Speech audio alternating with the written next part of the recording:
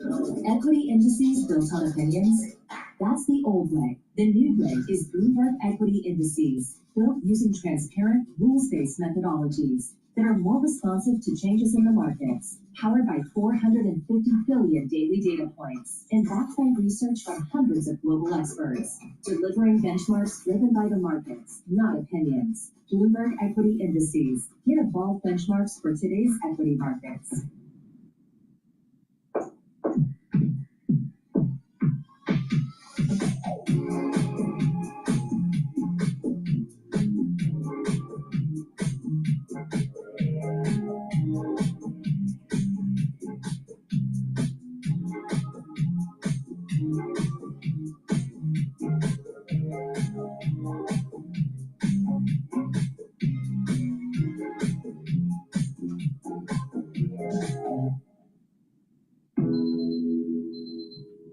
Ever wonder how the way you start your day can make all the difference?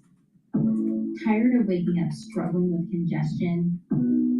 Without Neomed's sinus rinse, you are likely to battle with nasal congestion, impacting energy levels and overall well-being.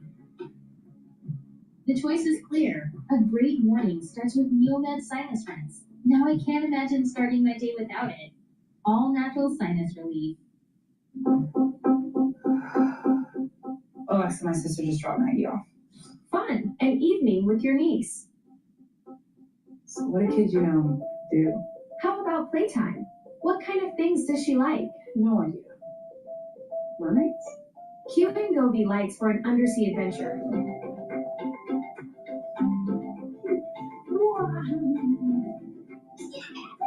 Alexa, we should do this again next weekend. I'll add it to your calendar.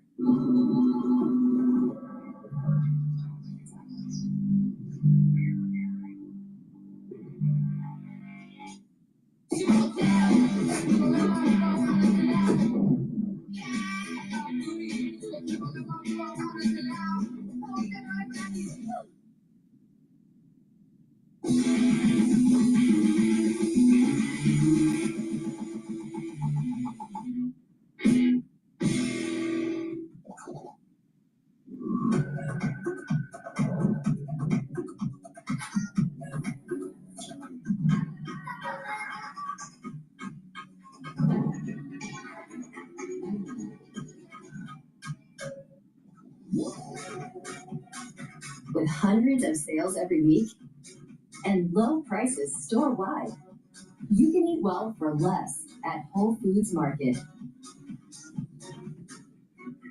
However, on this issue, we stand together. Nobody covers geopolitics like Bloomberg.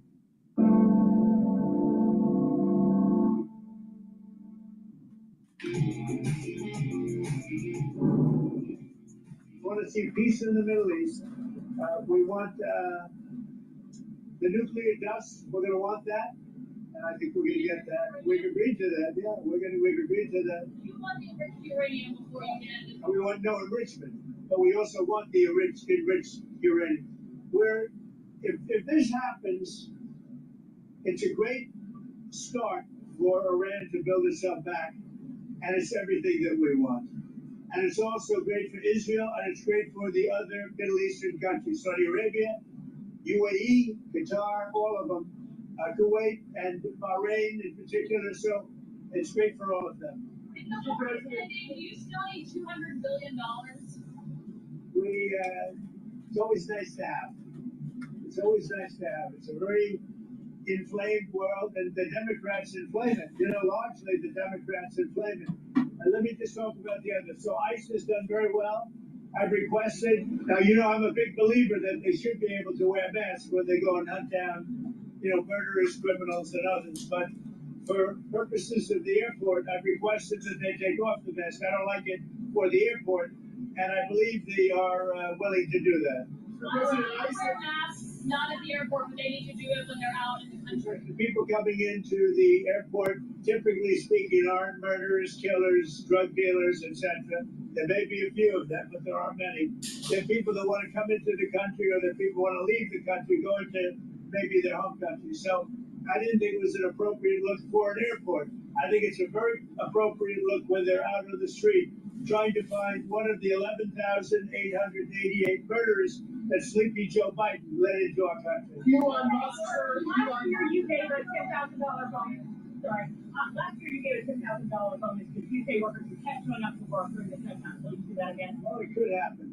It's amazing. There's such people that are really, really loyal and great, and it's not easy for them.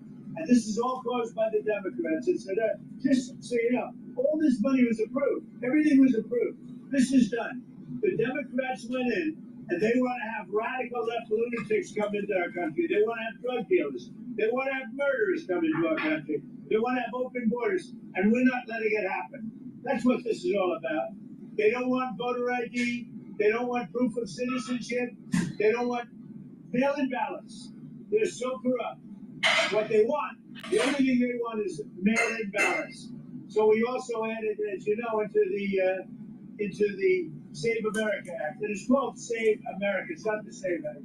But we added no transgender utilization of our children and no men in women's sports. These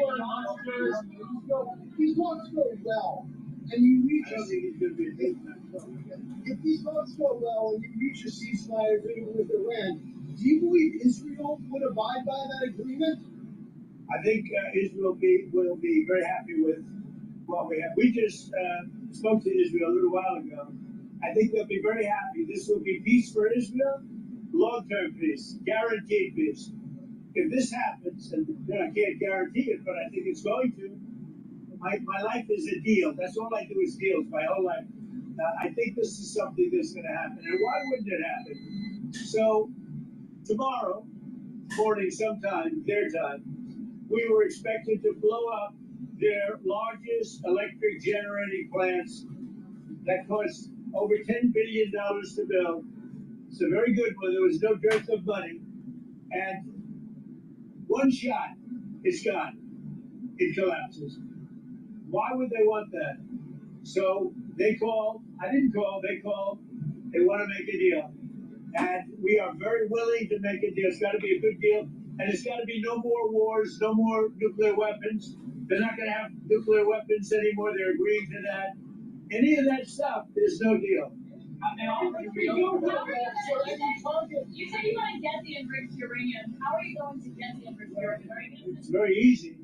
If we have a deal with them, we're going down and we'll take it ourselves. Can I ask you, the Treasury lifted sanctions on Iranian oil that was out to sea. You criticized President Obama for giving Iran $1.7 billion. No, I just want to have as much oil in the system as possible. And we don't even know if Iran gets that money. Frankly, I think it's very hard for them to get it.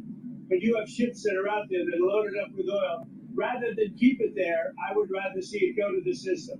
Any small amount of money that Iran gets is not going to have any difference in this war. But I want to have the system be lubricated. Even $14 billion, you don't think that's Where's the $14 billion? Because the inflated price, they get $14 billion from the. I don't think they're getting the money. I can tell you, when this is all over, I will tell you who's getting the money. From California, given that it'll take some weeks to arrive, is the intention to police the strait or take off? What are you doing? Well, it's been reported that there are Marines that left California, left San Diego last week, both at the end of the week. Why are they headed there now? Well, let me ask you this. If you were in my position, and I asked you that question, do you really believe I can give you an answer? It's a crazy question. Mr. President, We don't talk about strategy, yeah? Let it invite Biden. It's devastating. These people are let in by Biden. We're getting them out. We're getting them out fast. That's why ICE is so important. They're doing such a good job. This animal, I saw the whole thing last night. They gave me a briefing. Came in through Joe Biden with his open door policy, and his borders are Kamala, who never saw the border. Never made one phone call. All the ICE people, you see, they all know me. Everyone knows me. They like me. I speak to them all the time. Didn't make one phone call during 4 years. She was the border czar to anybody on the border. Never went there. This person came in through the open door policy of Joe Biden, and we have others. We're taking them out by the tens of thousands. We're doing a great job, but it's a shame. They've hurt our country. Just remember this. Joe Biden and that gang of radical left lunatics, some very smart, but radical left and bad ideology, sick people. These people have hurt our country very badly. How is that different from what Russia is doing in Ukraine? Well, I think it's a lot different. And if you look at the nuclear weapons that they wanted to have, that they wanted to possess, a lot of things are different. I'm not a fan of what Russia's doing either, just so you understand. All right, but it's a lot different. You're talking about a country that has been evil for 47 years. They've been horrible. Death all over the world, not just us.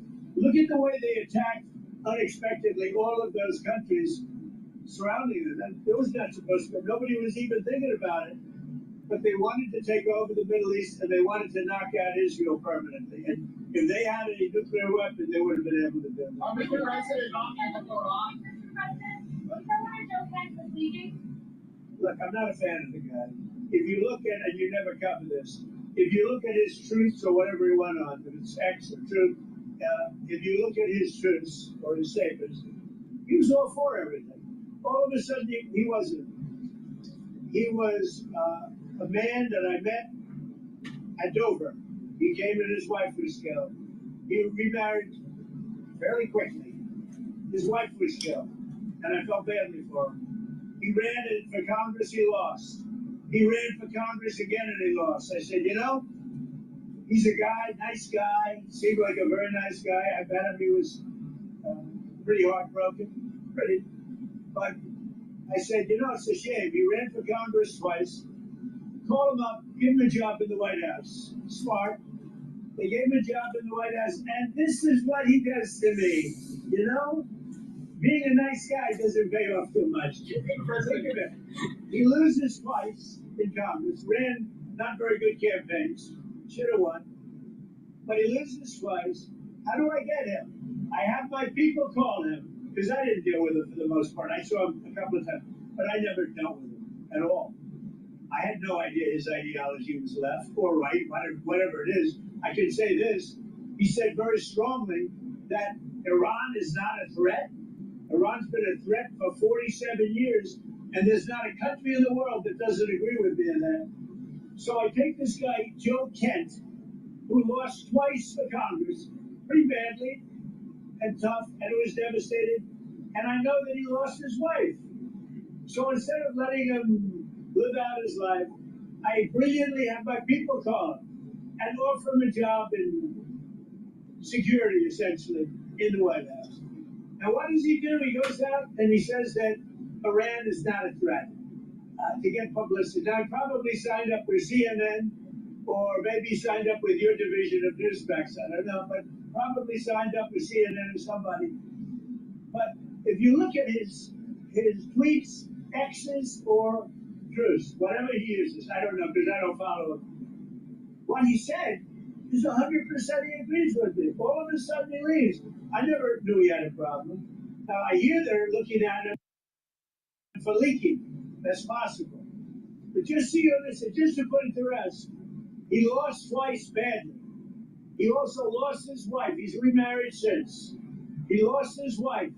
I felt badly for him. So I told my people, reach out to him, give him a job at the White House. This is the thanks I get. Any other questions? He said Iran was not an imminent threat, but that's what the intelligence showed. I think it was an imminent threat. I think that Iran, if we didn't bomb them with the B-2 bombers, now that set them back. But if we didn't hit them with the B-2 bombers, they would have had a nuclear weapon within 2 weeks to a month. And if they had a nuclear weapon, they would have used it as soon as they got it. If Arabia obliterated their nuclear sites last summer with your strikes, then how can you argue it was an imminent threat now? Oh, we hit them so hard, we obliterated them. But that doesn't mean with the right equipment, you can't dig down and go get it. We don't want that, and we won't have that. But we obliterated that site. They still haven't been able to get it. That was a complete success. But if it wasn't, they would have had, if we didn't hit them, if we didn't use the B-2 bombers, which are unbelievable, we just ordered 22 more of them. Modern version, by the way, super modern version. If we didn't hit them with the B-2 bombers, they would have had, within 2 weeks of that attack, that's why we hit them, because we knew they would have had a nuclear weapon. They would have used it on Israel and the entire Middle East. Overall crime in Memphis is down 43% since you began this task force. Is this a template you think is? Well, what I'm doing today, really, this was a little bit before, set up a couple of weeks ago. This was before we had this situation with Iran take place last night. And by the way, they're just not committed. When they say, I'm sure they don't mean that.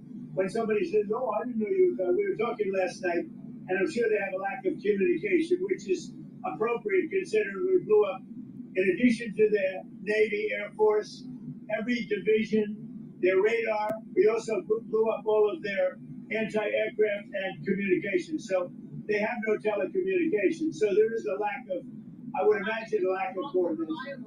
If you're worried about the miscommunication. Well, we think all we can do is think, look, we have numerous leader groups. They've all been killed. Very dangerous position. Khomeini was killed.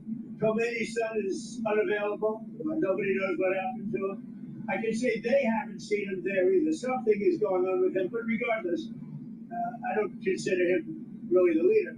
But they do have some leaders left, because we blew up group number 1, group number 2, a lot of group number 3. But we think we have people that are very representative of the country and will do a good job in running. Elon Musk has offered paying TSA workers during this PHN shutdown. Is this something that you've been speaking to him about? Yeah, I'd love it. I think it's great. Let him do that. And I want to thank ICE because they stepped in so strongly. They'll do great. And if that's not enough, I'll bring in the National Guard. We're not going to have the Democrats destroy our country. These people are the most destructive, sick people, the Democrats. They want, and they're fighting for this. They're fighting for men and women's sports. They're fighting for transgender for everybody. Everybody go out, get your kid a nice operation, and change the sex of your kid. They're fighting for, no, think of it. They don't want you to do voter ID. You walk into a booth. In California, if a person who's doing voting, an official, asks you for identification, they're subject to being arrested. What's wrong with this country? So we're fighting it hard. And I think they should, because the Democrats are being blamed for the shutdown, and it's their fault, and they're getting killed. That's why when I announced yesterday about ICE, the Democrats called. We want to settle. We want to settle. And I told the people, don't settle. Don't settle. Because we have something bigger. Only settle if you get the Save America Act, voter ID, and so important, proof of citizenship, etc. Thank you very much. We're dealing really mine. That was mine. That was like the paperclip. You know the story of the paperclip? 182 years ago, a man discovered the paperclip. It was so simple. And everybody that looked at it said, why didn't I think of that? ICE was my idea. First person I called was Tom Homan. I said, what do you think? He said, I think it's great. Then I saw today there was some masks on. I didn't think the masks were appropriate. I put out a statement and I asked them, would it be possible to take off the mask? Because they should wear a mask when they're dealing with the murderers and the thugs let into our country. So you said there's many points of agreement with Iran right now. What, can you give us a many, like 15 points. 15 points. Well, they're not going to have a nuclear weapon. That's number 1. That's number 1, 2, and 3. They will never have a nuclear weapon. They've agreed to that. But we see illegal migrant arrests at airports. Arrests? But we see ICE arresting illegal migrants. Yeah, that's why the Democrats are going crazy. Because they've allowed, by what they did, and hold up, we put ICE, who are a very high level, I mean, they really are a high level group of people. And they love it because they're able to now arrest illegals as they come into the country. That's very fertile territory. But that's not why they're there. They're really there to help. Are you talking to Iran directly? They are. Thank you. What about the Supreme Court news? Who's going to be in control of that? That'll be opened very soon if this works. How soon? And control of it? Will I mean, Iran still be able to control it from the oil? Be jointly controlled. By who? Maybe me. Maybe me. Will the United States make Me and the Ayatollah, whoever the Ayatollah is, whoever the next Ayatollah. Look, and there'll also be a form of a very serious form of a regime change. Now, in all fairness, everybody's been killed from the regime. They're really starting off. There's automatically a regime change. But we're dealing with some people that I find to be very reasonable, very solid. The people within know who they are. They're very respected. And maybe one of them will be exactly what we're looking for. Look at Venezuela, how well that's working out. We are doing so well in Venezuela with oil and with the relationship between the president-elect and us. And maybe we find somebody like that in Iran. You think there are going to be more options to lower the price of oil while we talk? The price of oil will drop like a rock as soon as a deal is done. I guess it already is today. No, we have a very serious chance of making a deal. That doesn't guarantee anything. I'm not guaranteeing anything. I'm not going to come out here in a week or 2 weeks and have you all say, oh, you said, I didn't say anything. All I'm saying is we are in the throes of a real possibility of making a deal. And I think if I were a betting man, I'd bet for it. But again, I'm not guaranteeing anything. They want to make a deal very badly. Thank you. What changes would you like to see in DHS under Berkeley Mullen? Well, he's going to be fantastic. He'll make his own change. He's already given me a list of people he wants to bring. He's a fantastic guy. I think he's just the right guy. You all know him. He's a very open, smart guy, very successful actually in business, which people don't know. And he's a friend of mine. I think Mark White is going to be fantastic. Thank you.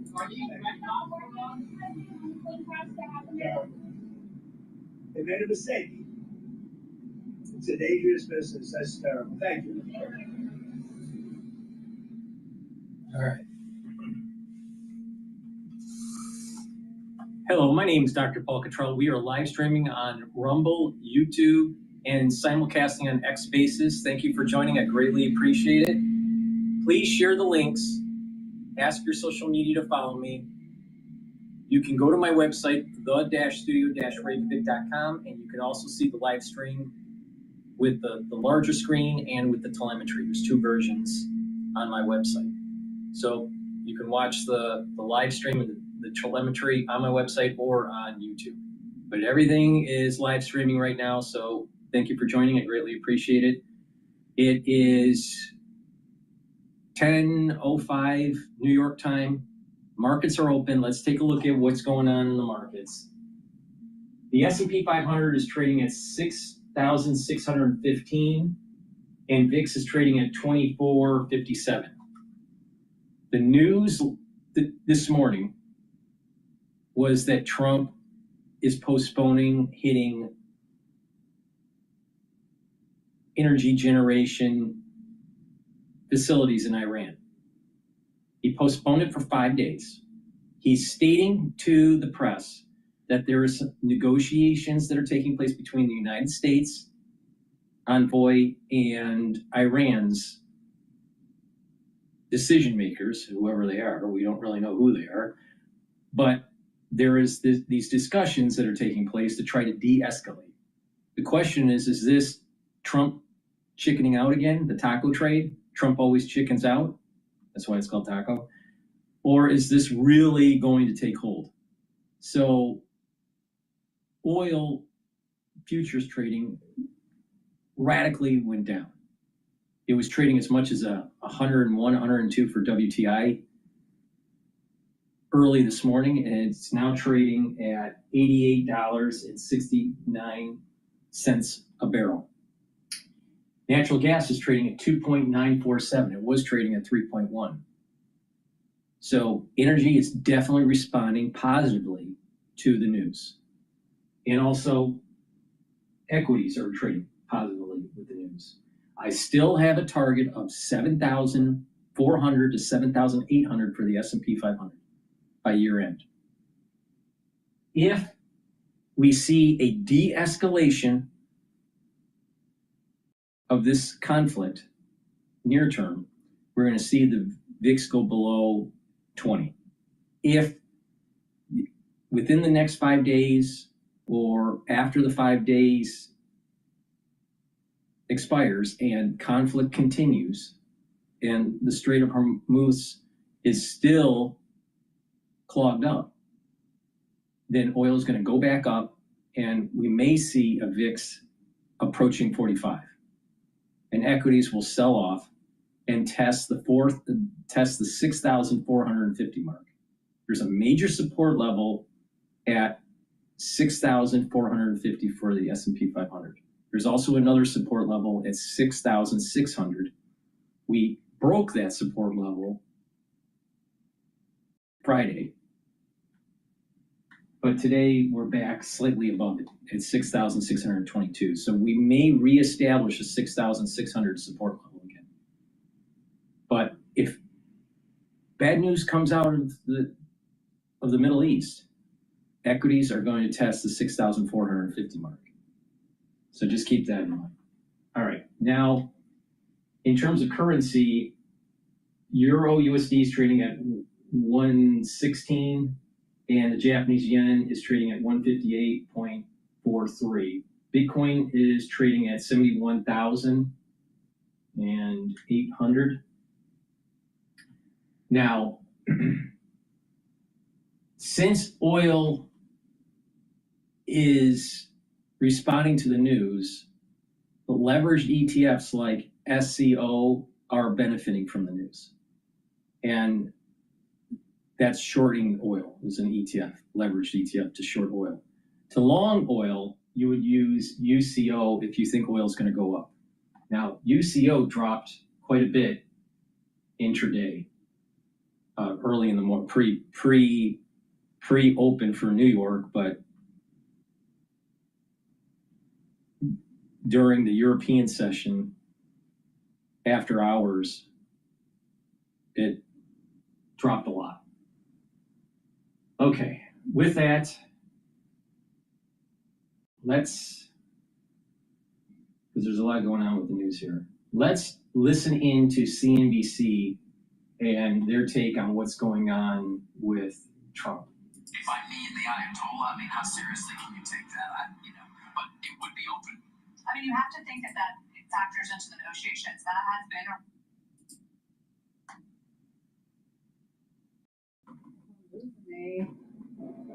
wreak havoc on the entire oil industry. So, look, if there's going to be a resolution to this, there needs to be a resolution to the fact that they can do that. Well, one would expect if there's a ceasefire, they will stop blocking it. Yes. Yeah. Let's hope. Yeah. Let's get more on this market rally and bring in Rashir Sharma, Chairman of Rockefeller International, CIO of Breakout Capital. Rashir, I mean, just this morning, a lot to talk about. What's your take in terms of what all this means?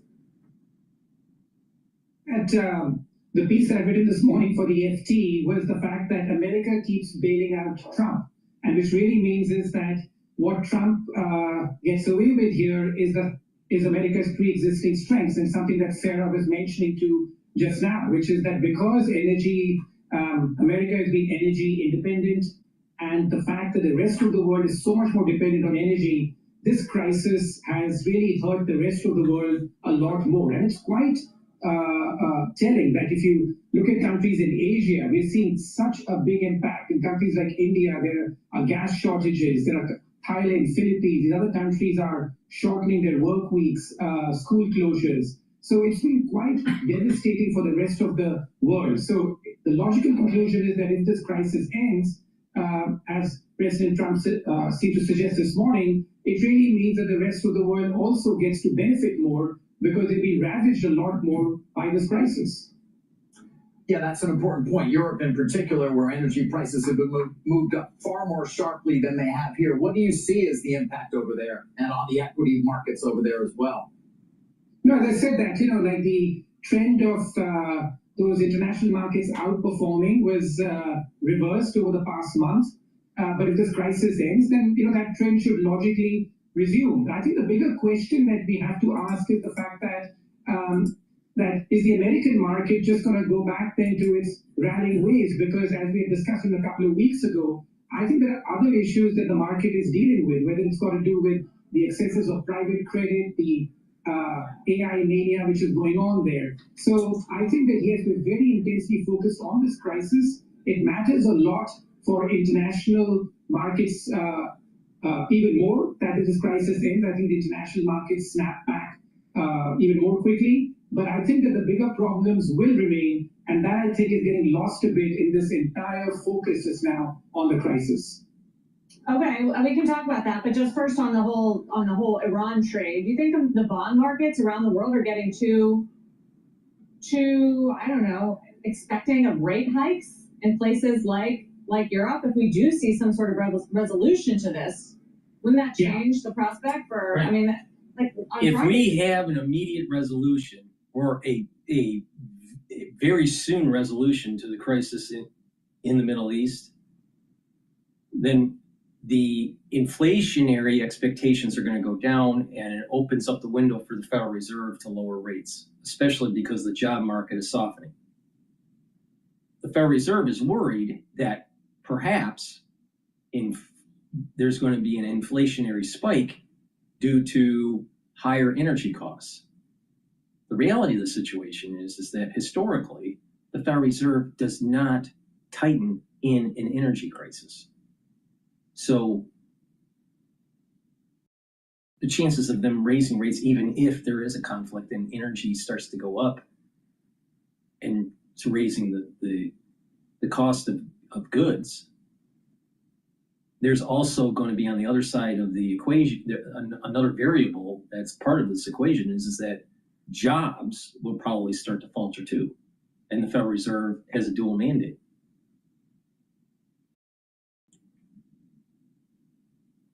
And that's job creation and also keeping the cost of goods relatively stable. So they probably are going to lean into the soft job market and not so much rising energy costs, because to my understanding of the history of the Federal Reserve, it is rare or never has happened where they actually raised rates in the middle of an energy crisis. All right, so with that, let me just plug a couple products, help support the channel. All these videos that I do are for free. I believe in sharing my thoughts for free. I don't put it behind a paywall. So please help support the work by getting the great products that I offer. If you would like, you can also donate on my website, the-studio-reykjavik.com. You can donate through Stripe, PayPal, or buy me a coffee. Please go to my store and get the structural nano silver soaps. What I have in stock right now are the lemongrass and the peppermint soaps. These will help to improve your skin and the pores of your skin. Also, it helps to neutralize because of the structural nano silver. That's really important, especially during the cold season. But you should use these soaps every day. I use them every day. Magnesium and zinc helps with brain function, boosts up your immune system, and magnesium increases the efficacy of vitamin D3. You should be taking it every day. And brain function is super important. So make sure you take supplements that are improving your brain function. Vitamin C and magnesium helps with the skin, boosts up the immune system, and helps with brain function. You can take them together or you can take them separately, but getting a good dose of magnesium each day is super important. Also, I have structural nano silver lozenges and drops. We're getting into the allergy season. It's really important to mitigate any throat irritation you may be having. You can get it in honey and lemon. You can get it in cherry flavor and also blueberry. And for the lozenges, I also have manuka honey and orange splash with vitamin C. Make sure you get a few bags for your household and for work. You never know when you need them, but this will help to mitigate any throat irritation and neutralize because of the structural nano silver in here. That's really important because other lozenges, they don't neutralize, they just soothe. This will help to soothe and to neutralize. So this is going to help to boost up your immune system. So please go to my store, the-studio-reykjavik.com. All right, with that said, let's listen into Live Now on their take of extending the deadline by Trump.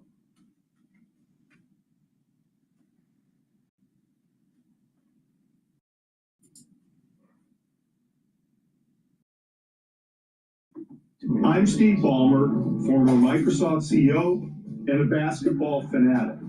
But more than anything, I'm a data guy. Thanks for staying with us here at Live Now from Fox. We are continuing to follow everything having to do with the developments in the Middle East. One of the major headlines and biggest concerns around the globe continues to be disruptions at the Strait of Hormuz.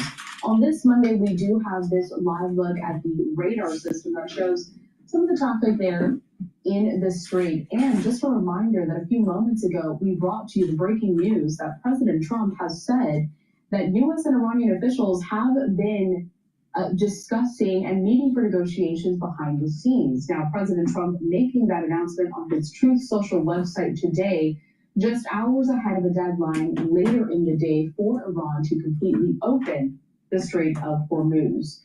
Just a little background as to what these oil prices are looking like. They did remain stubbornly high in early trading. The price of Brent crude, which is the international standard, at around $112 a barrel. That's up nearly 55% since Israel and the U.S. started the war back on February 28th by attacking Iran.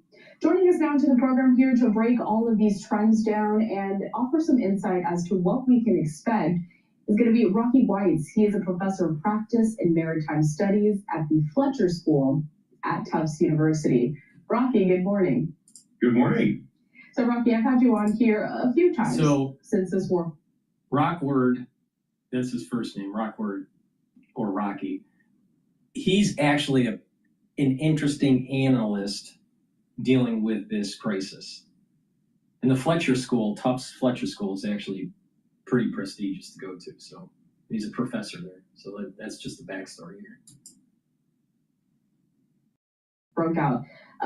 You heard it. Over 50% oil prices have gone up since the start of this war. So you have been optimistic that, it's going to get better. But is this specifically one of those instances where we see things be worse before they get better? Or is it possible that these prices become embedded when we look at just some of this trajectory? Well, all right, I don't know what he's going to say, but let me just give you my take on this, all right? Before, and then we'll do a compare and contrast. Energy prices want to go down. There's a built-in innate momentum to want to go down. What's keeping them up is the crisis in the Middle East. All right. Now, traders are like going, okay, what's the probability of it going up and what's the probability of going down? Now, I made the money going up, and now traders are like going, okay, now I got to try to make the money going down here. So this is the reason why the momentum is to try to move oil downward. Okay. Now, it's very possible that what Trump is negotiating behind the scenes, and maybe we're creating a government over there, and they're just trying to find some seeds to discuss and talk to and then fund, and maybe we set a new regime there. Who knows who Trump's talking to? He's not really saying. So if we can stabilize the region, keep the strait open, and have those tankers flow in and they don't get hit and they can get insured, and the refineries stay open for downstream products like diesel and petrochemical and fertilizer. A lot of people aren't paying attention here. April is going to be the planting season. If they don't have the fertilizer, that means in the fall, you're going to have low yield. So it's really important to solve this problem like pronto, because we will have a yield crop problem. And the futures in corn and wheat and soybeans are going to skyrocket. And then not only that, also meat will get more expensive. So because the feed for the cattle are going to be more expensive, and therefore when they slaughter the cattle, the prices at the grocery store are going to be more expensive. So agriculture, if this problem isn't solved, we're going to have problems with big ag. All right. Now, so there's a desire for traders to move the market down. There's a higher probability of the market going down than going up. This is the reason why it dropped from high 90s, 98 to 88. It dropped $10 in less than 12 hours. That's pretty fast. All right. So the market wants to go down. It's very possible that this will bounce back up to the low 90s, 94 range, if the news within the next 5 days shows that there's not really resolution to opening up the Strait of Hormuz. If there is resolution, then we're looking at high 70, mid 70 WTI for oil futures. So that's my take on it. Let's listen to the professor from the Fletcher School from Tufts. Again, very prestigious school. Let's listen. I think the answer is it depends on the market. It depends on the region. Let me tell you what I mean. So there's no question for all global markets, it's probably going to get worse before it gets better. I think that the next 24 hours may be the most consequential of the Iran war for energy prices this year. So we're all going to be paying attention to what happens when this deadline comes up this evening. So that's number one. So I think unlikely to get better this week. What happens in the next month, I think, is very interesting. And I think like I mentioned, I think it really depends on the region. So the United States, Canada, and Mexico are probably the most insulated from any long-term disruptions to either the Strait of Hormuz traffic or the oil and gas production facilities in the Arabian Gulf or Persian Gulf. Right. Let me just interject. This is the reason why the war in Iran was heavily planned. It's been planned for more than 5 years. That means that Biden's administration and Biden's Pentagon were part of the war plan. Now, of course, it was tweaked, but this has been in the works for 4 to 5 years.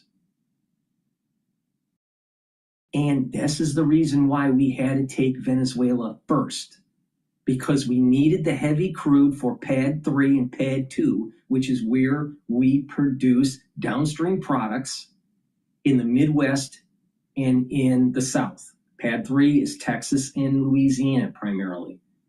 And they need the heavy crude. And that heavy crude is either coming from Venezuela or the oil sands from Canada. And Pad 2 is the Midwest. Now, because we were able to control the heavy crude, because we don't make much heavy crude, we make light sweet crude, we are insulated from this. And that our refineries aren't going to shut down. Now, others that are dependent on the mid heavy crude from the Middle East, and their refineries are fine-tuned for that type of viscosity of oil. If they don't open up the Strait of Hormuz, they're going to have a problem. This is the reason why the spread between WTI and Brent crude was starting to elevate. Normally it's about $3 to $4, but it was getting to $8 to $10 a spread, where Brent was way higher than WTI. So the question was Brent too high, or was WTI too low, or a little bit of both? But now everything's starting to come back down to its equilibrium. Now, if the negotiations go bad, then we're going to go back up. The oil's going to go back up, and you're going to start seeing more warfare, right? But I think to step back and take a look at the picture, this is not just about your equity positions or the cost of energy. It's the question, are we going to be the generation that gets the job done? Or are we going to be the generation that said, you know what? It took 47 years to get to this point to try to defang Iran, but we only did it halfway. Are we going to be the generation that got her done? Or Or are we going to be the generation that did, well, we got half of it done. I'm concerned. This is because kicking the can down the road is only going to make it worse. And people would say, well, it's going to take a long time for them to have a breakaway for nuclear weapons. We've destroyed their country. Israel and the United States killed their religious leaders, plural. There's going to be a section of society that's these religious Shias that if they have the opportunity to have weapons of mass destruction, they will use it on Western societies. You're talking Europe, you're talking Israel, you're talking the United States, Canada, maybe even some neighbors that were aligned with the United States in the Middle East, like Saudi Arabia. And the barriers of entry for biological warfare is very low. You can kill half of humanity by developing pathogens in a 1,000 square foot building. How are you going to find that on a satellite? How are you going to find that if it's underground? How are you going to find it when the barriers of entry are so low? This is the reason why you can't have half-hearted measures. So if you think that we went through a really bad crisis in 2020, which it was bad, for many reasons, inoculation and pathogen and the way society didn't do certain things and, but can you imagine a religious community like the Shias that is built into the religion to set the world on fire? All right. Well, you could set the world on fire by using nuclear weapons, but you can also set the world on fire by using a pathogen. Because if you're sick, you get a fever. So there's a hint within the religion that they're going to set the world on fire. The temperatures are going to go up. It doesn't say how the temperature is going to go up. We don't solve this problem. It's either when we're older or our future generations are going to have to deal with a problem because we didn't solve it.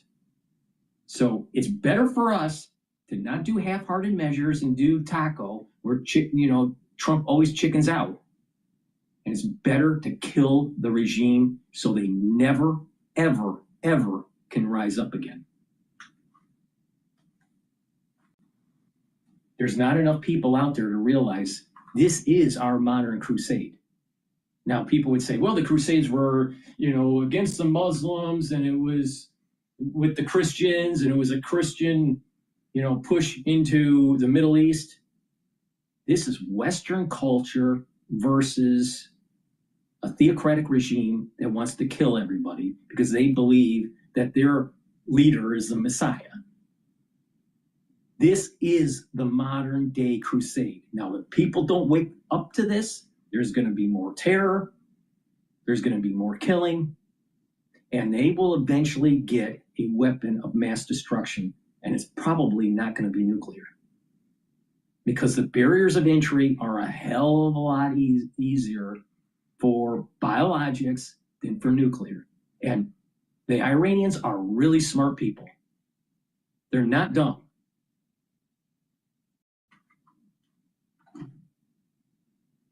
It'd be nice if the professor from Fletcher School at Tufts said this. And also any pipeline damage, say, in Saudi Arabia or the UAE. The opposite is true for Asia, particularly China. I think Japan is probably the best positioned of the Asian markets. And then South Korea and China are more vulnerable. Singapore just signed a deal to get some gas from Australia, oil and gas from Australia. So I think they're probably in a better place. India is under a lot of pressure. Europe is also under a lot of pressure. So the Brent crude that you mentioned earlier, which is up 50% since February 28th, that's the European benchmark, global benchmark.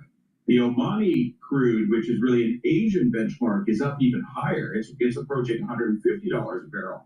Whereas in the United States, the West Texas Intermediate, or WTI, is still below 100. And I just checked right before we went on air, and it's down today. So it really depends on the market as far as where the impacts of this will be. So you mentioned something within that. With YouTube Music Premium, listen to your favorite songs ad-free.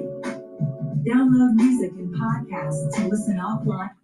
So you mentioned something within that last answer, Rocky. I want to put up a social media post from the White House. So this came over the weekend, right? President Trump posting, if Iran doesn't fully open without threat the Strait of Hormuz within 48 hours from this exact point in time, the United States of America will hit and obliterate their various power plants. But things change quickly. I also want to put up this. It's the latest social media post that we had from President Trump just, a few minutes ago, in fact. And Rocky, he says this, quote, I am pleased to report that the United States of America and the country of Iran have had, over the last 2 days, very good and productive conversations regarding a complete and total resolution of our hostilities in the Middle East. Based on the tenor and tone of these in-depth, detailed, and constructive conversations, which will continue throughout the week, I have instructed the Department of War to postpone any and all military strikes against Iranian power plants and energy infrastructure for a 5-day period, subject to the success of the ongoing meetings and discussions. To this point, Rocky, you had mentioned a lot of the pressure that several of these countries are facing here with those continued disruptions. Does that social media post from the president kind of change anything in terms of alleviating pressure? Yes. Wow. So that's the first time I saw that. I read it carefully. Yes. So, of course it does. The oil market's going down. The traders want the oil to go down. Why? Because most of the traders actually made the money on the way up. And so and they had to hedge because they didn't know what was going to go on. And their hedge leg is lost money. So now they're dollar costing averaging in the short leg, and they're trying to get out of their position. And they want the oil to go down. So the momentum wants to go down. Now again, it's event risk. Now, the question is, what's going to happen within the next 5 days? Is things going to ramp up? Is Trump just doing a fake? Is Trump kind of setting a coup that's going on? Maybe they're working with a group of people that aren't really officially part of the government, but that if they can get established, they'll overthrow the government and the IRGC? Maybe. We don't know. We have no idea who he's even dealing with. Who's actually the leader of Iran? No one knows. And because they are now decentralized, their whole system to survive is decentralized, it's potentially easy for the CIA to pick a faction that might be more aligned with us and the Israelis to overthrow the IRGC. We have no idea. We may be actually seeing an overthrow play by the CIA.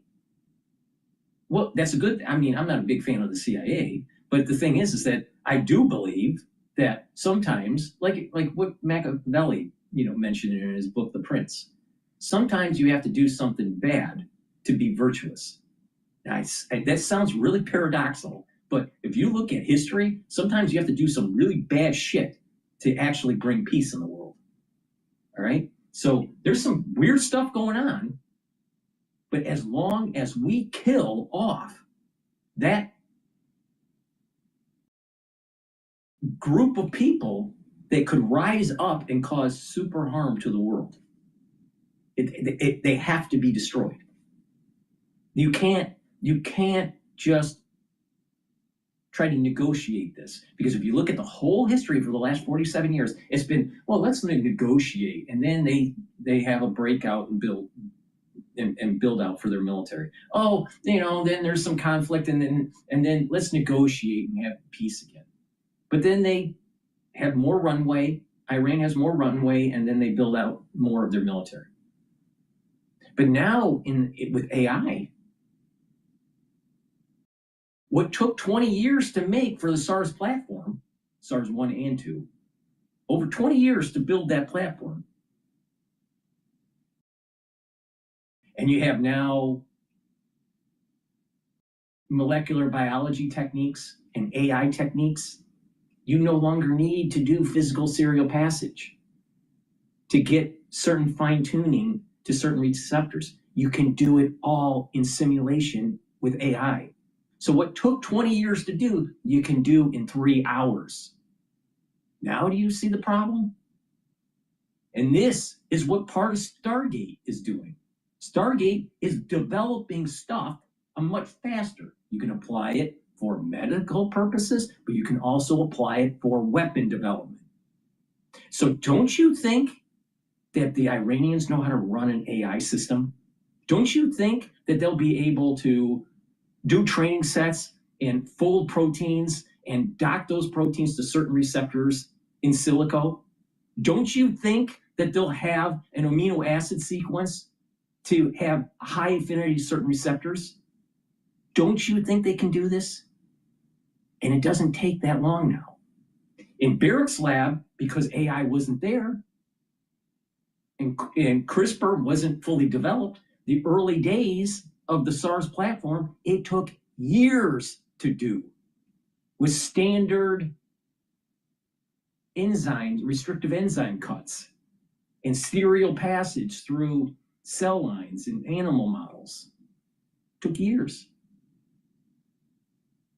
AI can do it in days or hours. This is the problem. This is the reason why you have to kill them all.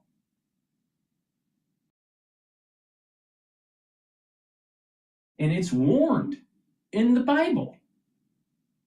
Now, some people don't, subscribe to the Bible. Some people only want to read the New Testament and not the Old Testament. Some people want to read only the Old Testament and not the New Testament. Some people read the Quran. Some people read whatever monks read for Buddhism or Hindu. But it's warned in the Old Testament. Don't let Amalek live. Because if you do, you're going to have a problem. Well, guess what? We have a problem.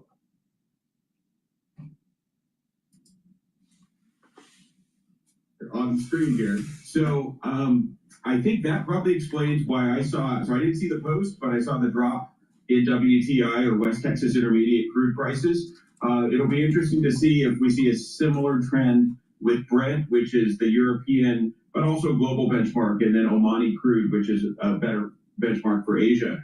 I think this is smartly timed by the White House to be right before markets open here in the United States. As of right now, Brent crude is trading at 101 and WTI is trading at 89. So you still have over a $10 spread. It's usually a $4 spread. So the markets are still hinting that there's some sort of dislocation. They're hinting that there's a disequilibrium. And when there's disequilibriums in complex systems, there's big movements that happen. Now, you don't know which way it's going to go, up or down.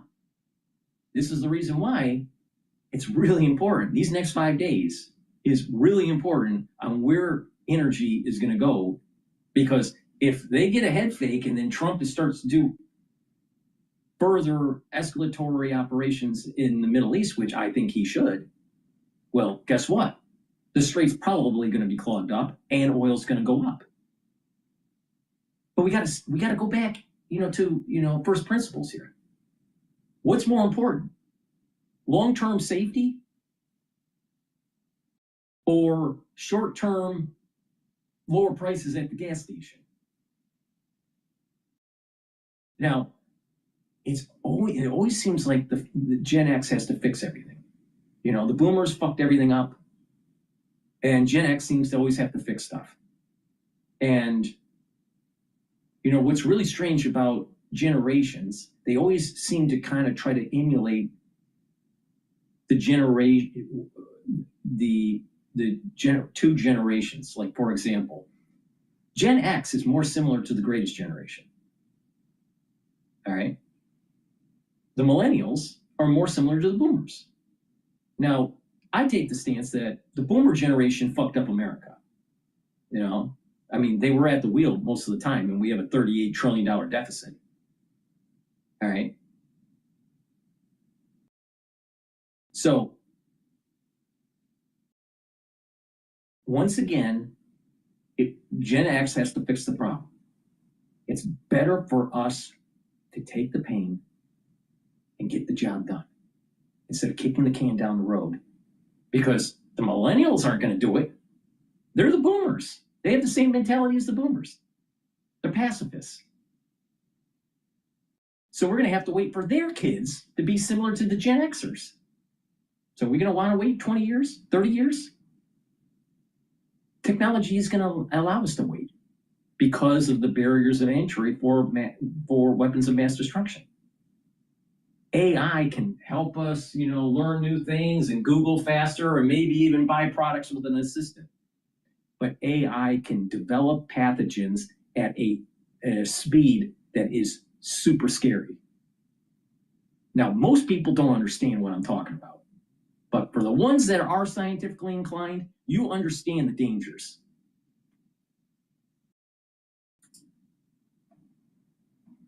Markets really get open in London. And so what they're trying to do is take down the geopolitical risk factor pretty significantly. I think that 5 days period is not surprising because that positions it all the way through the trading week where you see the most volume in crude oil trading as well as equities trading. So what this means is, at least for the civilian infrastructure in Iran, it is not going to be attacked by the U.S. military. That doesn't mean the IRGC targets or the Revolutionary Guard Corps targets that would be along the Strait of Hormuz or other parts of Iran won't be targeted, but the civilian infrastructure, the power plants, have essentially a 5-day waiting period. I actually think that's a clever move by the Trump White House. So it will definitely help ease the market pressure that certainly has been building over the weekend. And no worries about that, Rocky. I had just seen that social media post basically a few minutes ago. So we just follow these updates minute by minute as they come down. Good. Obviously, we're looking throughout the next several days for these talks, but let's talk a little bit about the current situation. I'm going to bring back up the radar system that we have here at the Strait of Hormuz, taking a look at some of the traffic. So, and I also want to go back to consumer prices, actually, because that's what a lot of people are focused on today. When we talk about some of these costs there involving the passage through the strait, insurance premiums, security costs, what have you, how does that factor into the prices that consumers actually have to pay? So, build on-ramp assets in no time with Canva's AI-powered design generator. Simply type an idea and watch it appear. So the actual shipping costs, marine insurance costs, security costs, they play a role, but the bigger role is played by the disruption in the trade, particularly the trade in natural gas, crude oil, and fertilizer. That affects food prices. So happy to discuss any of those. Well, not just that. And not just that. Helium is also produced. And they need the helium and other gases to make the chips in Taiwan. So the semiconductor industry is faltering if they don't get their supply.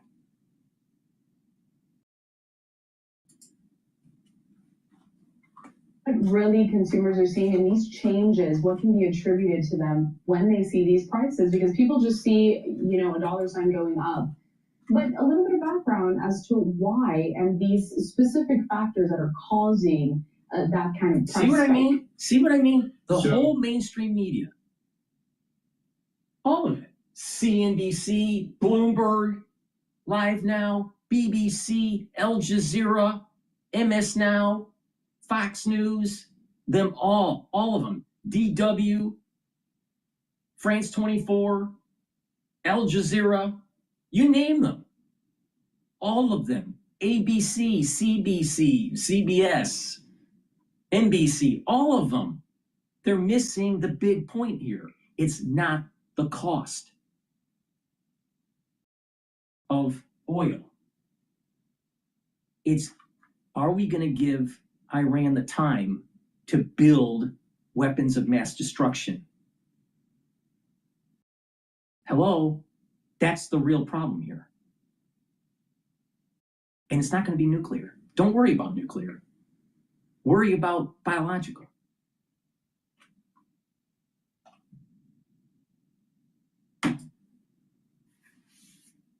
The direct shipping costs are always actually surprisingly small, and that's just because we've seen, really since World War II, the growth in size of commercial shipping vessels. So an oil tanker today in 2026 can carry at least 10 times what a tanker could in the 50s. And what that means is that the shipping costs, although they have an impact, and certainly marine insurance prices have essentially gone up by 10 times. So that will have some impact.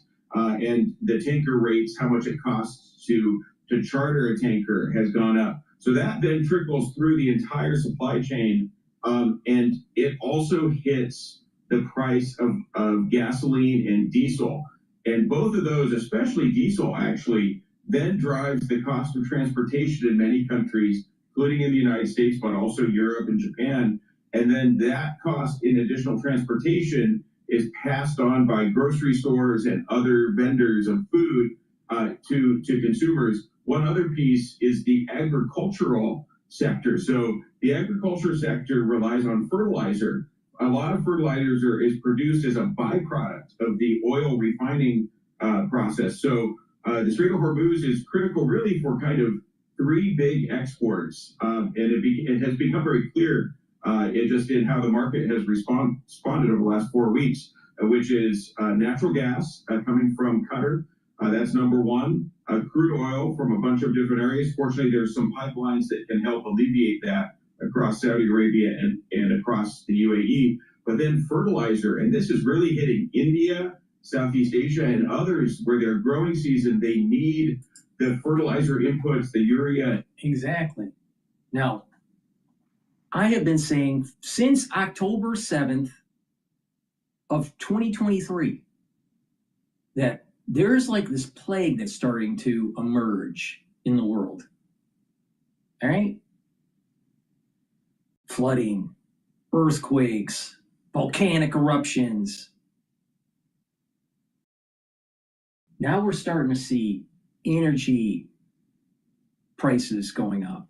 You're starting to see potentially food prices going up and food yields going down. We're slowly seeing this kind of plaguing emerge. Now, what is interesting in the Old Testament? When Joseph ended up being a major leader within Egypt, and based on the Jewish tradition, Egypt is a symbol of hell, all right, Golis, all right? So when Jacob and his flocks and his family members in the community were starving in Canaan, Joseph had his brothers and had the father come into Egypt. And Jacob, him going into Egypt or hell, all right, what I'm going to say is really metaphysical here. Going into hell was somewhat comforting. It was an easy going into hell. Something very similar is happening in the world today. We're slowly moving into hell. Why do we assume that when you go to hell that it's just really bad at first. Maybe going into hell is actually kind of a little trick. That going into hell is kind of like almost seems like it solves your problems, famine or whatever. All right. So Jacob is coasted in by Hashem. Jacob or God. Jacob is coasted into hell. And then over time, it gets worse for 210 years or whatever it was. Some people say 400, but it's like 200. I think it's 210. I think that the time that was in Egypt was halved. But okay, let the scholars figure that out. But the point here is that it took time for it to get worse for the Hebrews. Because they weren't even Jews at the time. You know, they were Hebrews. They were coming off of from Abraham. All right. So they were the Hebrews. And what was happening is that it became worse. And the slavery and the burden and so hell became worse over time. Well, the plagues weren't like one right after another, day after day. It actually happened over a year period. But it's possible that we are slowly moving into Golas, slowly moving into hell, like almost a greater Egypt.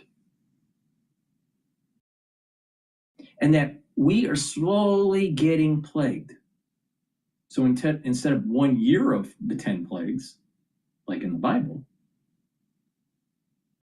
it could be over a 5-year period or a 10-year period. And you can almost see how there's an emergent property that's starting to take hold.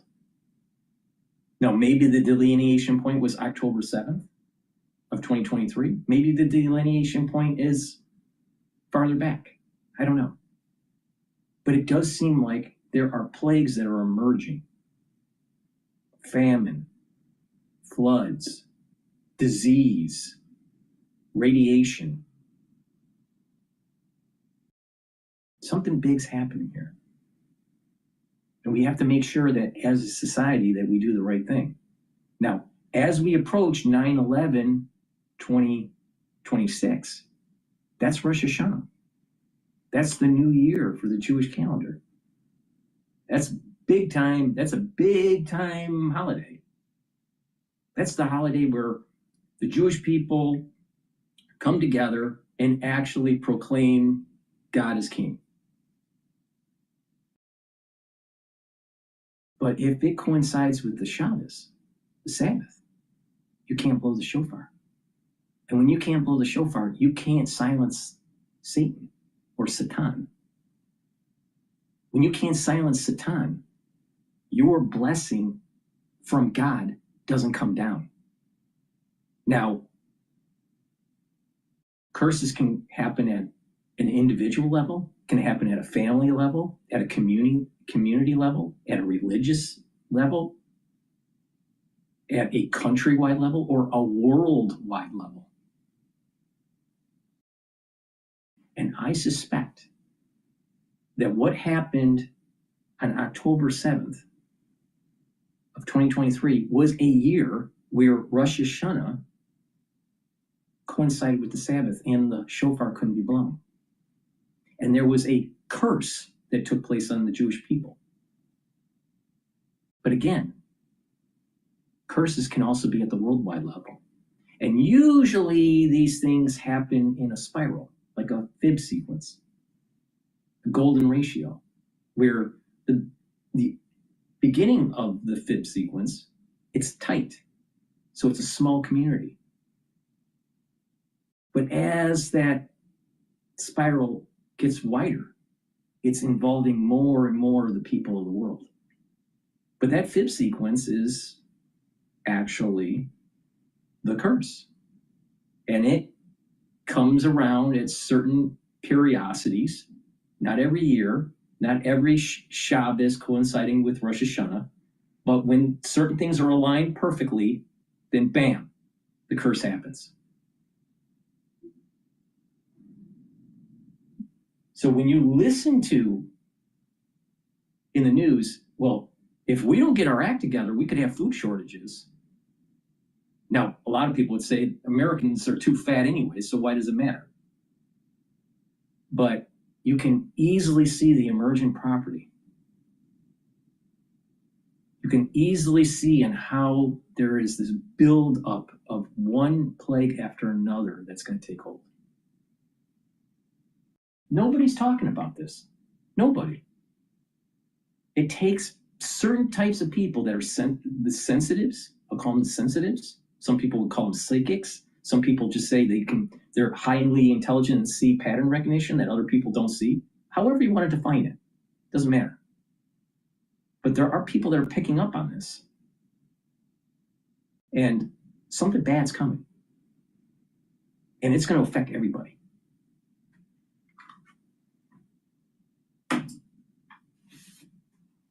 For things so that their agriculture industry can essentially plant on time. And so all of that putting price pressure on food, price pressure because of the refining on gasoline prices globally. And people are going to say, well, we have storage, we have food storage for corn and wheat. We have about 3 years supply. So if we have a bad yield, no big deal. Yeah, but what if you have flooding, or what if you have a drought and maybe it's multiple years? See, there's other variables that can happen within this curse that can make it a lot worse. So what could we learn from the Old Testament? All right. There were 7 years of good and 7 years of bad. There were very plump cattle, but then they were devoured by the emasculated cattle. Don't assume that your blessing that you've had for many years is going to remain.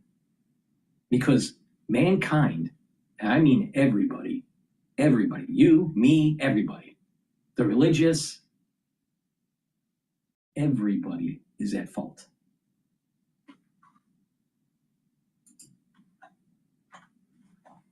Actually, the United States has had sort of the smallest increase in gasoline or diesel prices of all the major economies. I should say U.S., Canada, and Mexico share that advantage because we have so much domestic production here. We have a lot of domestic refining capacity here. Natural gas prices in the U.S. have stayed flat, even gone down a little bit. So on the natural gas front, the U.S. is in a better position as well. So really what we're talking about here is for those critical inputs and where the inflationary pressure is most acute are on those countries that rely most heavily on the trade through the Strait of Hormuz. And those are number one, Asia, China, Japan, South Korea, number two, Europe, and lastly, really, the United States, Canada, and Mexico. Rocky, there's a lot to keep up with, a lot of developments. As you see here, it comes down minute by minute. At the start of this conversation, you had mentioned that the next 24 hours really going to be crucial in terms of this conflict, this war with Iran. It's hard to predict. He said the 24-hour comment before he knew that Trump made that statement about postponing. It's the next 5 days. What's going to happen? That's the big thing when it comes to the oil prices. But it's even bigger. April 1st is at sundown is Passover. So we're like in the middle where Western culture is going up against Shias, negative Esau. And we're playing around with should we kill negative Esau or not. If we make the mistake and we don't kill Amalek, we are going to have a curse. Now, makes you wonder. Now, what's going to happen between now and actually sundown by April 1st, the first night of the Seder of Passover? Now, we're already in this kind of like theme of plagues. We're already in this kind of theme of, you gonna do the right thing or not? If you take a look, you pay attention to the New Testament, right? And the story of the New Testament, the whole Jesus story is revolving around Passover. Something big's coming. Something big's coming. Now, will Western society do the right thing? Or are we in the United States going to go, we should be pacifists and America first? America first pacifists. Why not America first and we're gonna conquer Gaul? Why not? Why can't we find our inner Julius Caesar and kick ass? No. We gotta be America first pacifists.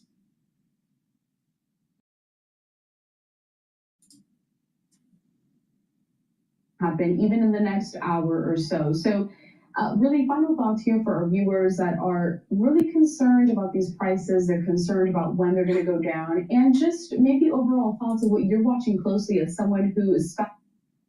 Honey, why don't you worry about getting the job done, not worry about the oil price? Because that's exactly the reason why we didn't do it for 47 years. Oh, you remember the Iran hostage crisis? Do you remember the Beirut bombing, where we lost our Marines? You remember the tanker wars? You remember that Reagan didn't want to escalate it because he was afraid? What about the IUDs when we were fighting in Iraq and Afghanistan? What about the open borders in Europe and in the United States where caliphates are starting to take hold? Don't believe me? Take a look at Hamtramck, Michigan and Dearborn, Michigan. Hell, New York City, the place of 9/11. We're never supposed to forget, yet we have a mayor that is a communist, but not just a communist, he's an Islamic communist. And he had his staff eat on the floor with a bunch of rugs in Gracie's mansion, the mayoral mansion. Wait a minute here. The last time I looked, if you go to finishing school, you eat at a table with a knife and a fork, because that's what we do in Western culture. Now, if he doesn't like it, he doesn't have to be in the United States. But that's who we are. That's us. We eat at the table. We don't eat on the floor. What the fuck is wrong with this guy? What is wrong with New York to allow this to happen?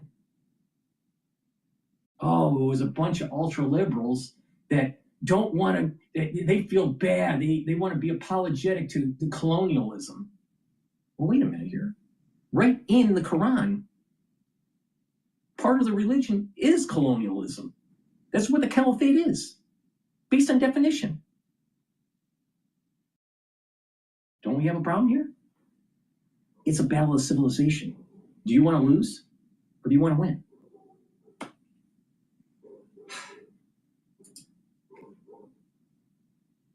Is in really tracking all of these maritime headlines.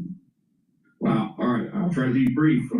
Very hard question, and we'll see how I do it. So I'm still optimistic, which might surprise a lot of people. I'm particularly optimistic for U.S. Gasoline prices. I think those will fall first.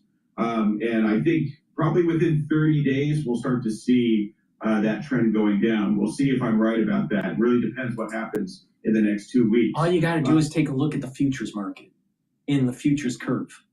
All right, it's backwardate. There's backwardation, meaning contracts in the future, not just the 30-day contract, but 60-day, 90-day, 120-day, they're all lower. So that means that based on the information today, the futures market is telling you that oil's going to be going down, not up. Now, if it was in contango, that's the opposite, where the price in the future, 120 days out or 90 days out or 60 days out, it's higher. than the current future contract. We're in backwardation. So now things could change. New information could reset the curve, but it would take a whole lot of momentum to do that. And that's what I mean. Traders, the momentum is the oil is going to go down, not up.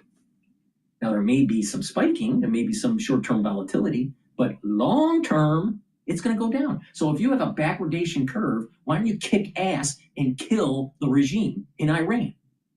Because the futures markets are saying you're not going to have elevated oil prices for very long. But, that's just me. Mr. Common Sense. I would say following that, the Gulf Cooperation Council countries, which are form the southern coast of the Persian Gulf or Arabian Gulf. They call it the Arabian Gulf. Iranians call it the Persian Gulf. It's an ongoing linguistic dispute. But basically, they have been pushed into the U.S. corner because Iran has been attacking, or I should say that IRGC has been attacking oil facilities, refineries, fertilizer plants. They've even threatened desalination plants. So that's putting a lot of pressure on those countries as well as those markets. Remember the plague I was talking about? It's not just agriculture, but it could be thirst. You may be having shortages of water, or maybe there will be floods. Well, wait a minute here. If things escalate, you may be having facilities blown up, desalination plants. Well, when you have that problem, guess what? You're not going to have too much water to drink.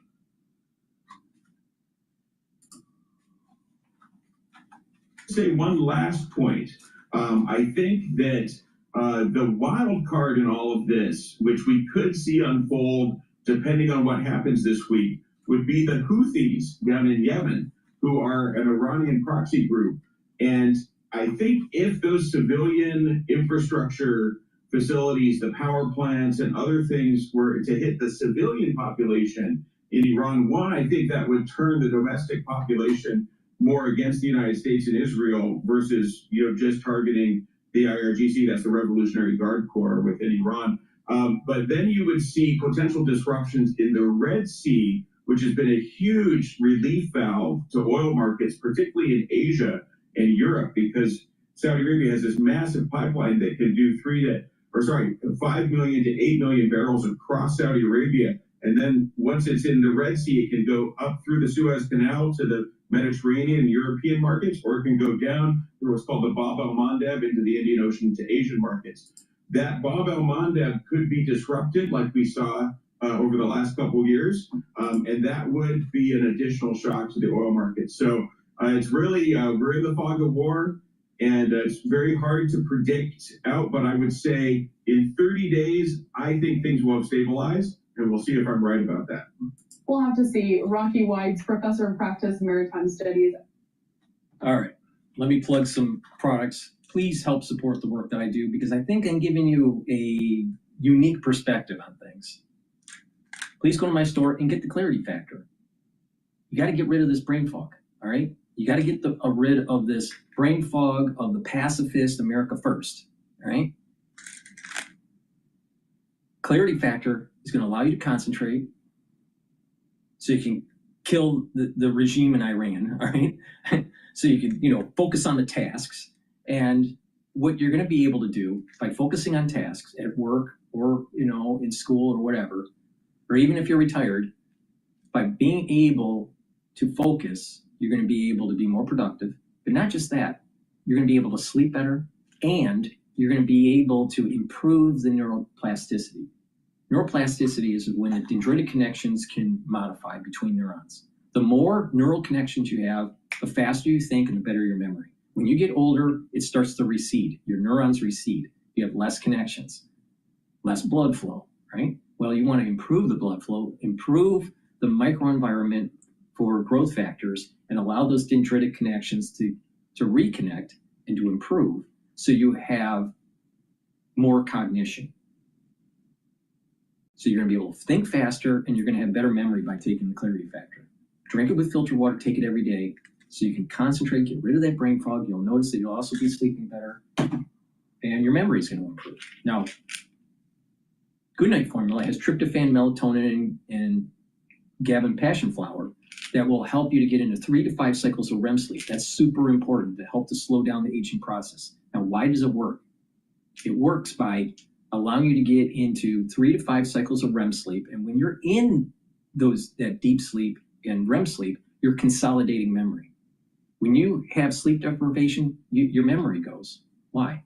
Because you're not consolidating memory. You need to be in deep sleep to do it. All right? So, okay, now with your consolidating memory, but with also being in deep sleep and REM sleep, you're detoxifying your central nervous system. So if you're sleep deprived, you're collecting a lot of garbage in your central nervous system.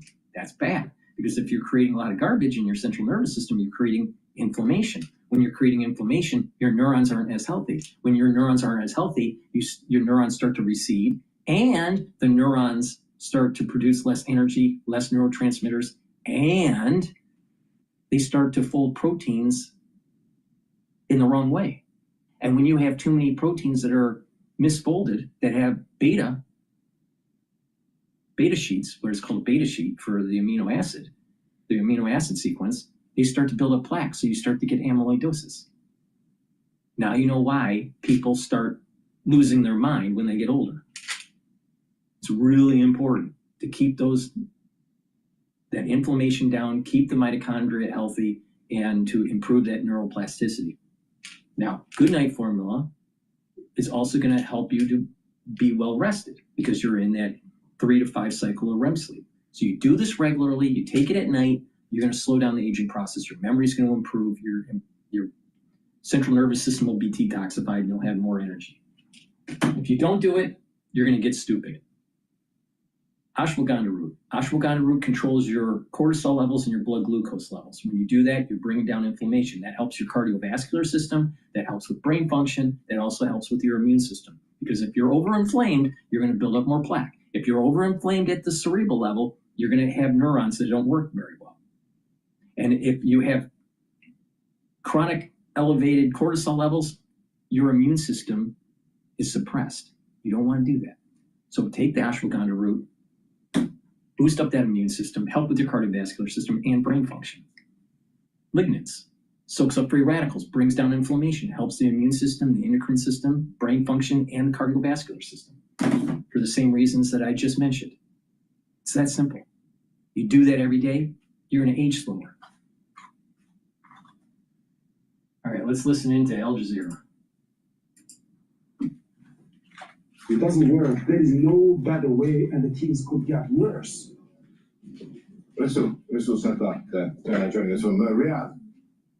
Well, while Trump is talking of postponing strikes and ramping up diplomacy, the Israeli military says it has launched a new wave of attacks targeting, quote, the heart of Iran. Heavy strikes across the country on Monday. Emergency cruisers. I want to go to CNBC.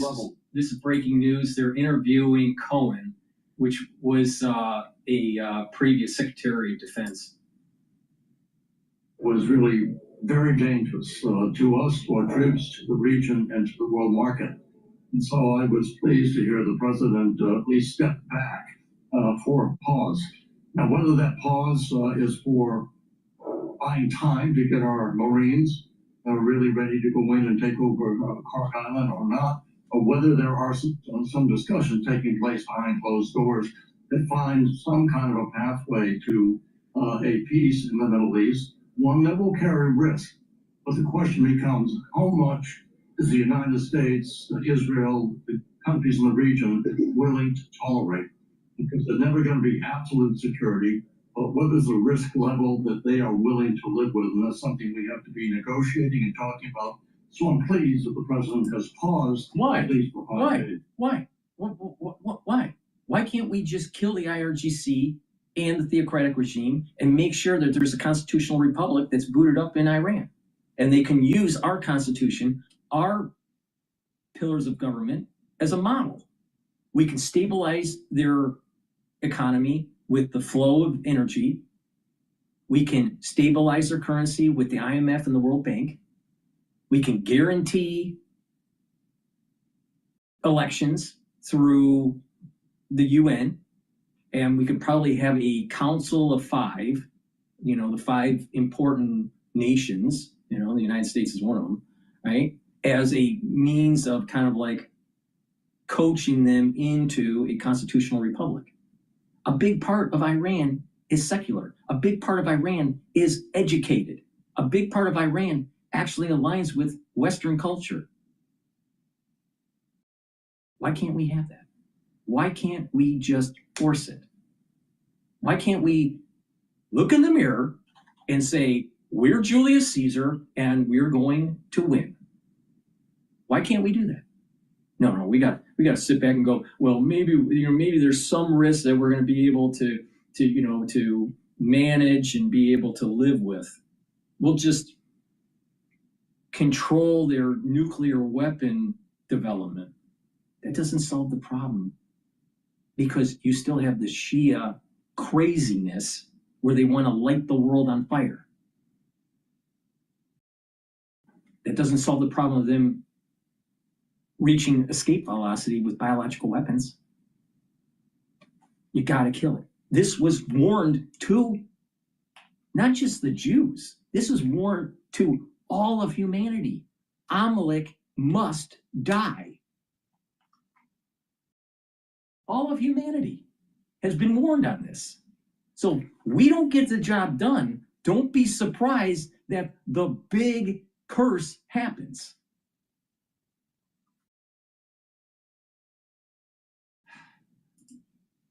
Another pacifist. Soon, we are working through the Omanis. The Omani leadership over the years has been a moderating force in the region. They talk daily and have talked daily to the Iranians. And so I assume that whatever negotiations are taking place, using them as the medium and the communicator to our positions and to those of the Iranians. Yeah, I mean, I guess the question is who is calling the shots over there? Because the Strait of Hormuz is still effectively blocked, right? They are controlling that. There's still missiles coming over, not as much. So how do we judge the success of the operation? Well, it's going to take some time to negotiate that. It's going to take forces in the region. I am hoping that we don't have to deploy the Marines to take over Kargat Island. Marines are great at carrying out whatever mission we give them, but simply taking the island and then occupying it is not. Oh, wait a minute. We got to remember, former Secretary of Defense, War, Cohen, that's speaking. Did you solve the problem in Iran, or did you make it worse? No, he didn't solve the problem in Iran at all. So we're going to take him at face value? What the fuck? We are in the situation we are in because of people like him.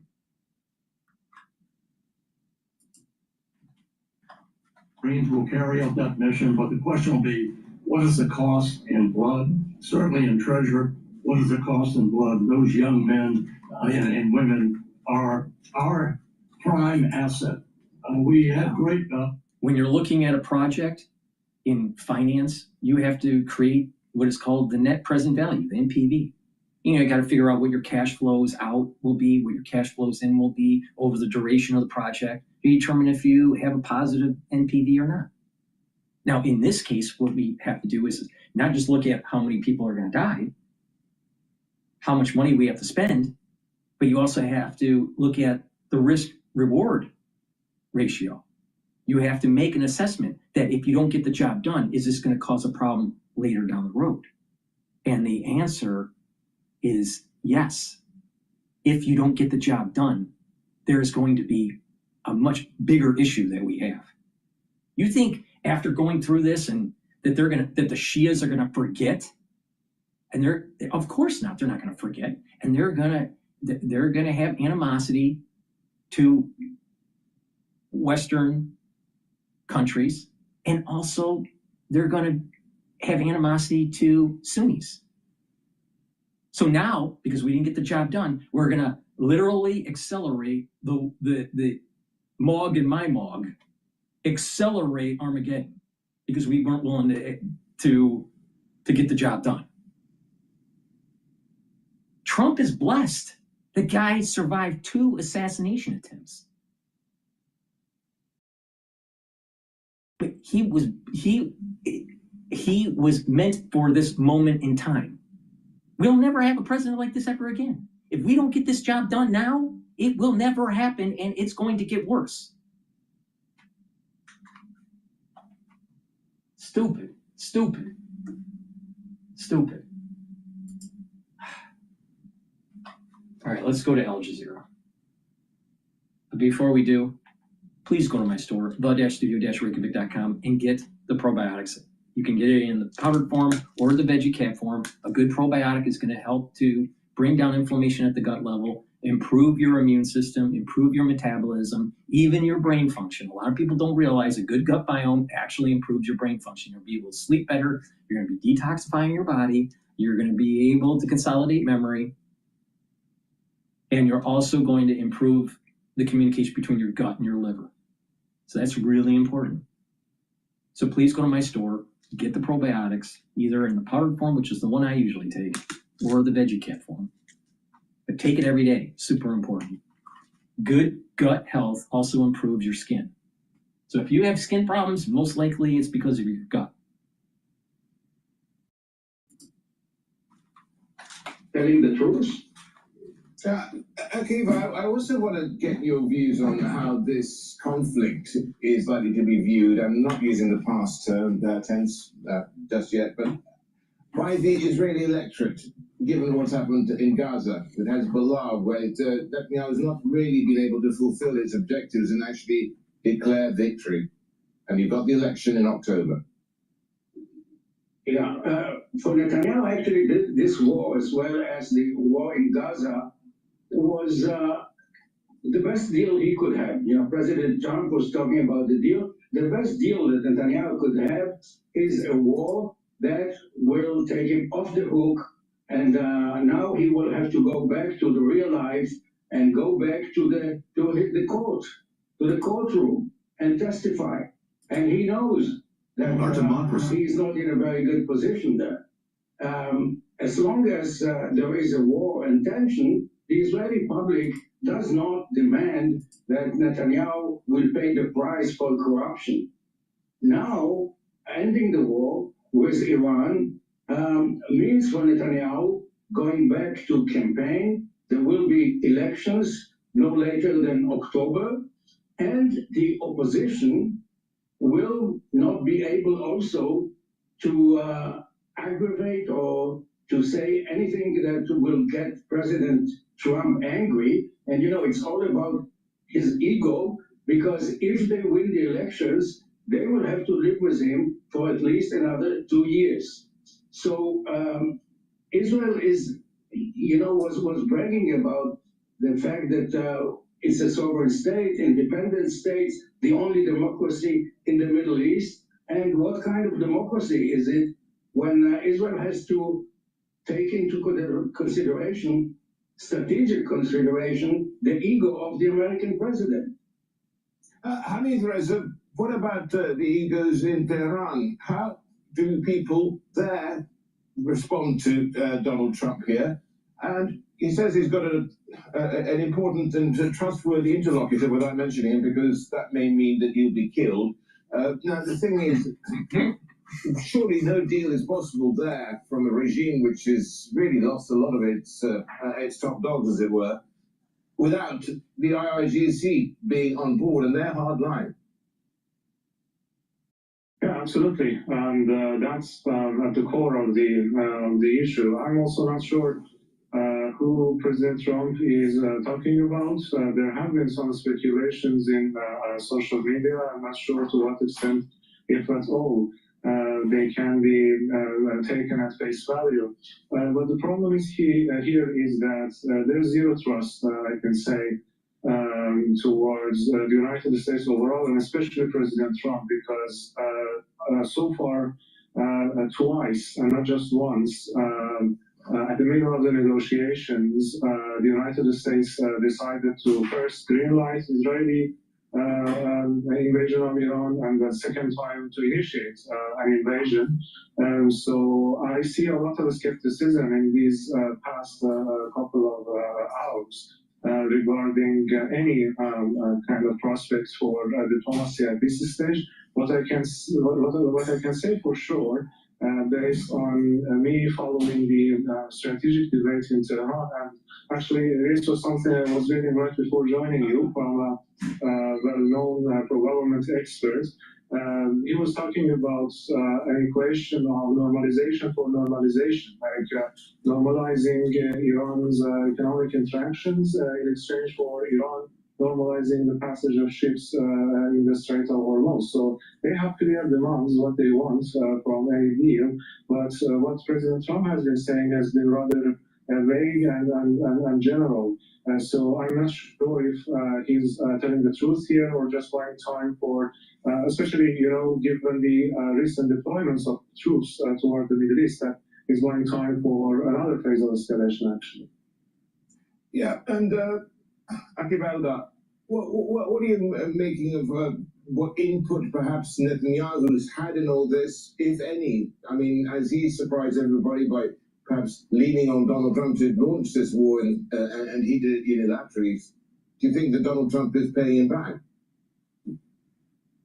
Well, it looks like the tail is wagging the dog, and this is not the first time. Well, people remind us now. I remember when Netanyahu went to the Congress in 2002. He was at that time he didn't have any official position, but he went there and it's not just Netanyahu; it's the lobbying group. The Israeli lobbying group is too connected and too entrenched in American politics. But you can't just blame the Israeli lobbying group. You have to blame our representatives in Congress and in the Senate. They're the ones that were bought off. So who's really at fault?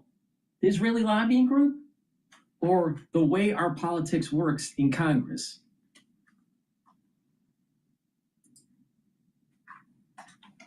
More and more articles in the American media, and we hear more politicians that are sending anti-Semitic messages that here again the Jews are dragging the United States and the world into war because it's their interest. And Netanyahu, I think, went a little bit too far with that, with his taking credit for convincing the American president to join Israel. So we still don't know the full story. But once it will turn out that Netanyahu is the one who dragged the president of the United States to a war that cost the American people so much.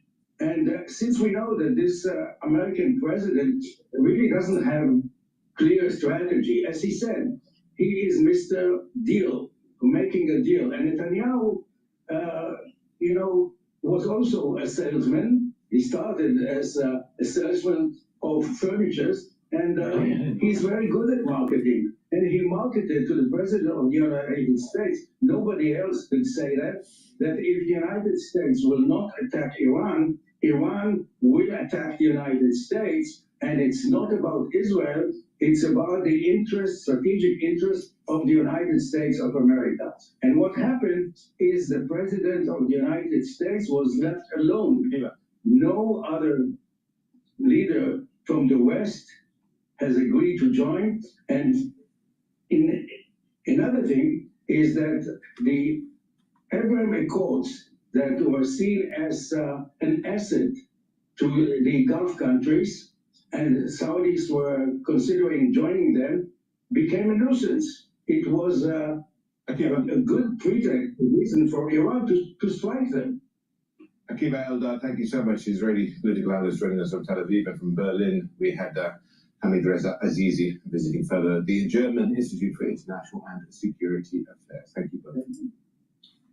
Right, All right. It's amazing how all these experts, they keep on missing like the big picture. We're going to go to Fox Business. This clip is about Trump pushes bold plan as China race quickly escalates.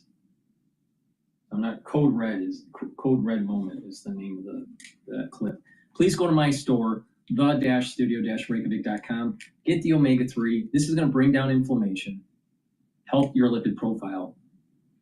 Now, when you take omega-3 every day, what you're doing is you're improving your cardiovascular system, reducing plaque formation. That's really important because you're going to be able to reduce that inflammation at the intima of your blood vessel, and you're reducing the concentration of oxidized LDL. And so therefore you're reducing plaque formation. Super important to take every day. That's why omega-3 is highly recommended to improve your cardiovascular health. And a lot of people don't realize this. In the United States, most people start having vascular disease at age 15. 15, it's asymptomatic. But at age 15, you start cardiovascular problems. It becomes symptomatic late in your 20s or 30s when blood pressure starts to go up. So the earlier that you take care of your cardiovascular health, the better. Vitamin B complex. Very important to take if you're 40 years of age or older. This will help to speed up your metabolism, your cellular metabolism. It'll help to protect your neurons because it has vitamin B12. So it's going to help with your brain function and also your peripheral nerves. You'll notice that your kinematics will be better because you're protecting the myelin sheath of your nerves, your neurons. And the vitamin B complex, the first 4 B vitamins, improves your mitochondria, so you're building up more ATP, which is a major energy source for your cells. Because the first 4 B vitamins helps with the electron transport chain, and the electron transport chain within your mitochondria is what produces your ATP. So that's the reason why you should be taking vitamin B complex. See, some people just say, just take a vitamin, and they don't really understand the mechanics of why it's working. But not only that, it's important to stack. It's not just to take a vitamin, it's to stack it and to have a holistic approach. So, for example, the stack with the vitamin B complex, that's going to help with energy levels and metabolism and protect your neurons. So you're improving your energy levels, which is a major component of slowing down the aging process. And the omega-3 is helping your cardiovascular health, so you have better blood flow. And when you have better blood flow to your hippocampus, guess what? Your brain function is going to be better. So this is the reason why stacking is so important. All right. This morning, a complete reversal of markets. Take a look. The Dow Industrials right now up 975 points, better than 2%. The S&P up 138 and the Nasdaq up 513 right now, better than 2% there as well. This reversing course entirely after President Trump posted on Truth Social that the U.S. and Iran had a series of, quote, productive conversations over the past 2 days. And based on that, the president has instructed the Department of War to postpone any and all military strikes against Iranian power plants and energy infrastructure for a 5-day period. The president writes that things have been going well and the ongoing conversations will take place. In addition to stocks reversing course entirely, going from down 800 to up 1,100 on the Dow Industrials, oil prices have also reversed course. Take a look. The price of crude now is down 7.5%. It is sitting at $90.95 a barrel. Brent is down 7.75%.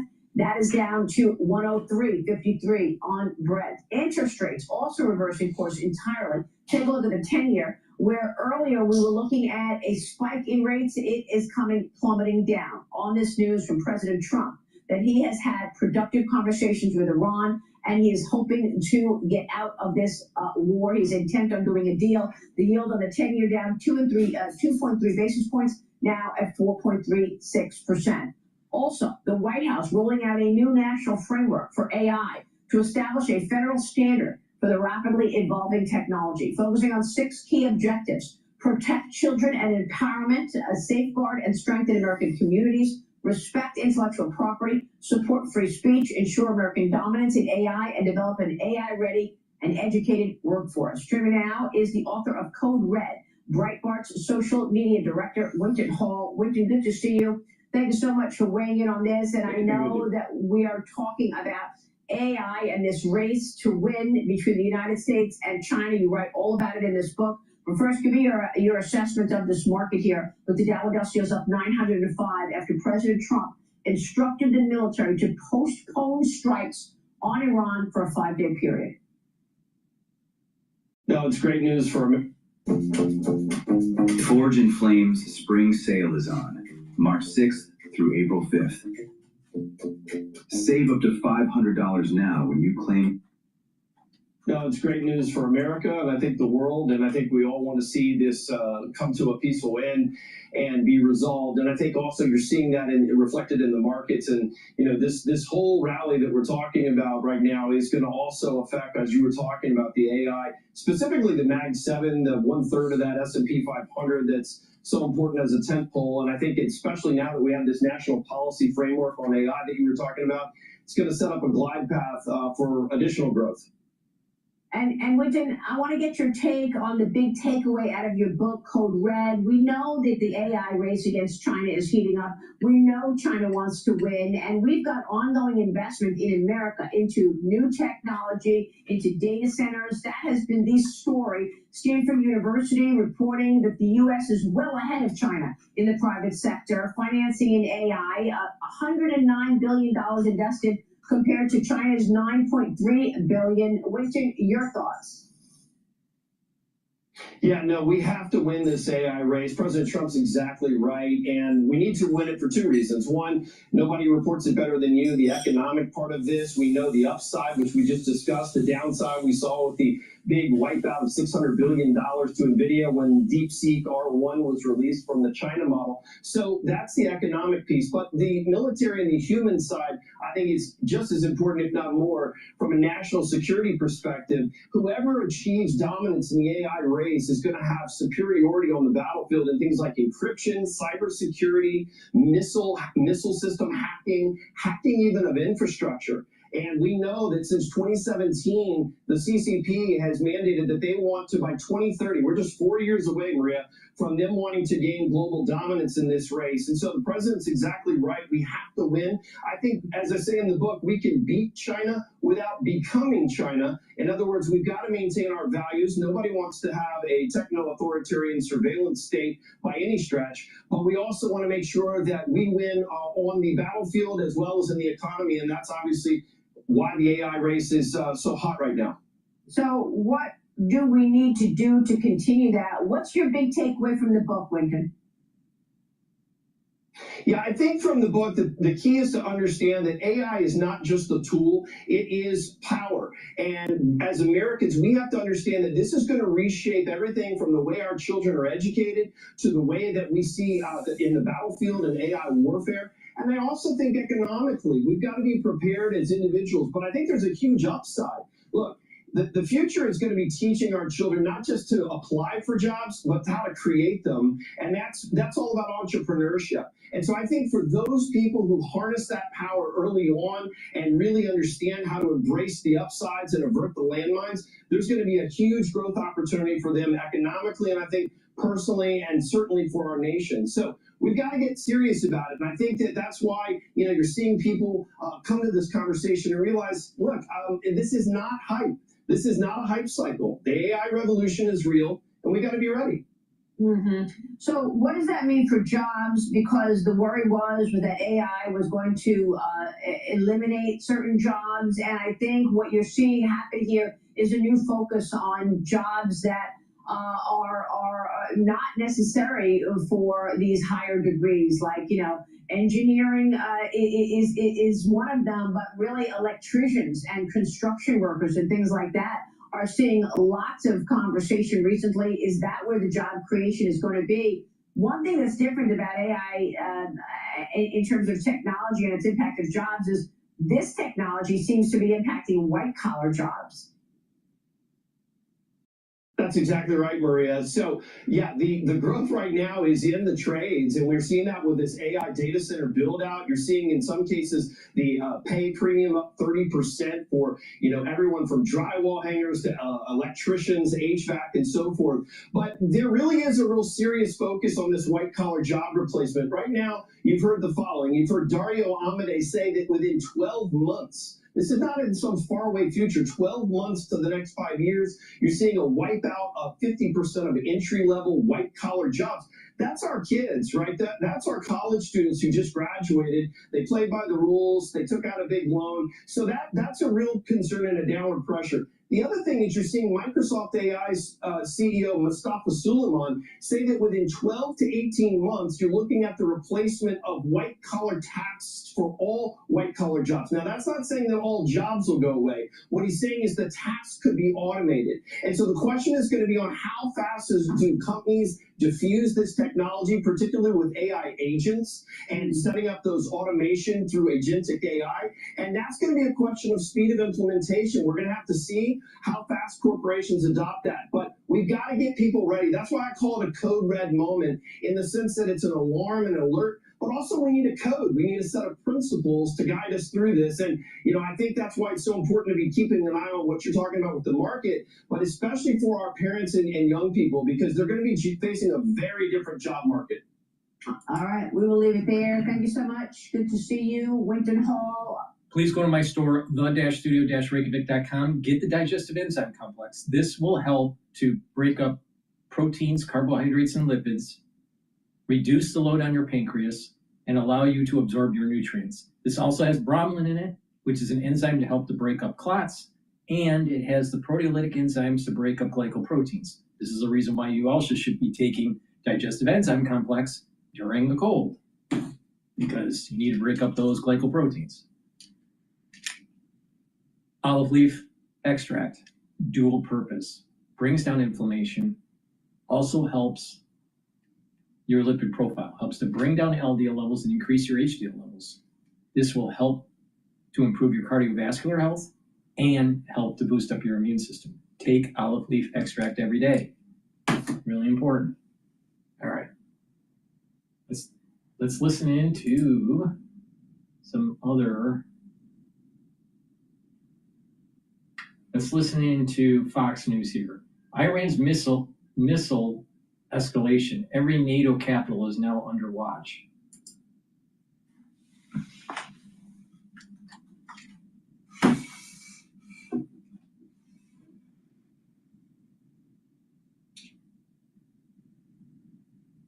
Come on.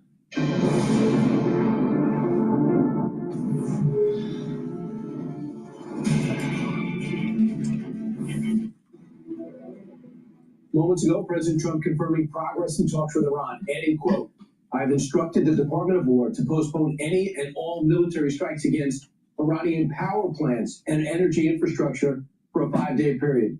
Meanwhile, growing concerns over Iran's missiles over the weekend, how far they can actually go after Iran launched ballistic missiles towards Diego Garcia, a U.S.-UK base in the Indian Ocean, 2,500 miles away. So now we know that we've been accusing them of this. They've denied it, and now we know their space program has produced a missile that can go 2,500 miles. So what does that mean? Let's take a look. 2,500 miles, it's the lighter lavender color. First off, what is now in target? I don't think they're going to be targeting Moscow, but it's now targeted. Obviously, all these states are going to be targeted and have been targeted. Now let's expand it a little. Look what goes 1,806 and 11 miles, 1,864 miles. You got the capitals of Rome, Munich, Paris, of Italy, Germany, and France. Suddenly they are paying attention, I imagine. Maybe it is their fight. And of course, in London, where they've decided to just let their military wither. And then we have Oslo and Berlin. Besides that, I think every NATO capital is now under watch. No longer speculation. You can't say America's making it up, because we just watched 2 missiles go 2,500 miles. The first one went the length, knocked down. The other one failed, but was heading that direction. What else can I tell you? How about what the rocket looks like? I'm pretty sure this is not going to bring any astronauts to the moon, but this is what the rocket looks like that goes that far and that long. We know they've made great progress with drones. Now we know they made great progress with missiles. What does that now mean about the danger and the imminent threat? Let's bring in retired Air Force Brigadier General Robert Spalding. General, were you surprised that they elected to show what they can do with intermediate range missiles? Absolutely not, and I'm not surprised they went after Diego Garcia. We use that as a staging base for, strikes, bomber strikes in Iran. So I think they're trying to project power. Obviously, it wasn't successful, but what that means is they can have that range. They can someday get to a longer range, and when you pair that with a nuclear weapon, it's not just Berlin; it's New York. So we've been saying this for a while. Weapons inspectors go back and forth, and we hear rumors and thoughts depending on the president. We decide to approach it differently. Does this actually give the president clarity in order to tell our allies why they need to be involved in this on some level? Why it involves them?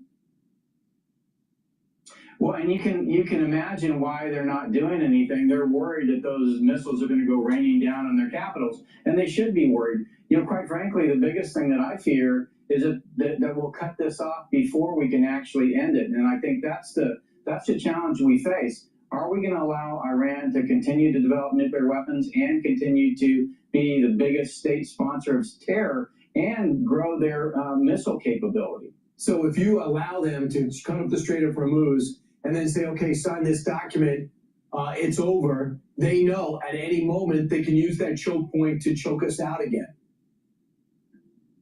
Absolutely. And I think if you look at that geographic area, the strait is really kind of reminiscent of the Battle of Vicksburg. The South was blocking shipping going down the Mississippi River. And in this case, that's what their Iranians are doing. So we're going to have to set up something like Southern Watch, but also with an emphasis on drones to protect that area in order to keep shipping flowing while this goes on. So where would you be targeting? We have 7,000 targeted. We have a lot of success, AI and precision. What would you do? What would you be focusing on, General? I would be focused on the areas where are the shipping choke points, which is the Strait of Hormuz. And if you route the shipping in a way that you minimize the threat, perhaps we can get the ships flowing again. What do you mean by that? How do you go through a small strait in a way to minimize risk? Right. Yeah. So, obviously they're using small drones. Those have a range to them. So if we look at what are the range of the possible weapons they could use, and look at where the choke point is, which is primarily around the Strait of Hormuz, then we can probably create a safe zone that we can get shipping through. And I think they're going to have to be escorted. We're going to have counter drone systems in there, and we're going to have aircraft overhead that can take targets out as they pop up. So yeah, you would keep them. Would you take an island, or would you take Carg Island, or there's some of the smaller islands around there where a lot of the fast boats dock? Well, if you look at Carg Island, it's kind of ways up from the Strait of Hormuz. So I would be focusing around the strait, which is a strategic choke point for the Persian Gulf. All right, so you would not focus that. You would go for the other islands. Yeah, right. There's a big island right there next to the strait, and some smaller islands. But really, I think what we're looking at is escorts that have counter drone capability, and then also aircraft overhead, reminiscent of Southern Watch, that is there to take out targets as they pop up. Right, General, how long have you thought about the threat of Iran? And in a way, is this an opportunity for you to see America take down maybe one of its top enemies?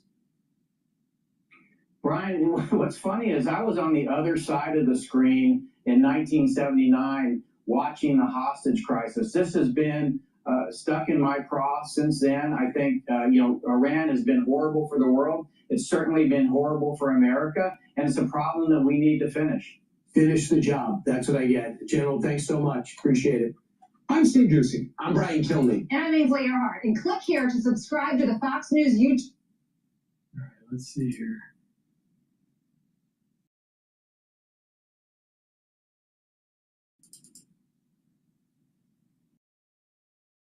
With Canva AI, you'll never design alone again. Just tag in Canva for instant design feedback and suggestions, all from within the app.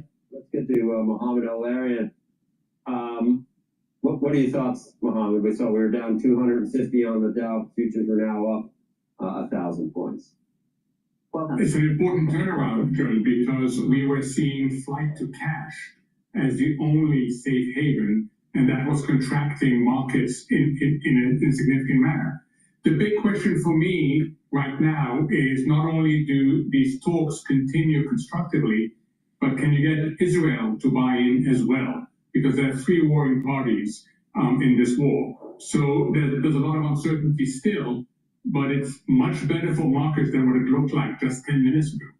Hey, Mohammed, the idea that Israel would move against the United States at this point, I think they've been surprised and thrilled that the United States has moved in lockstep to support their goals to this point.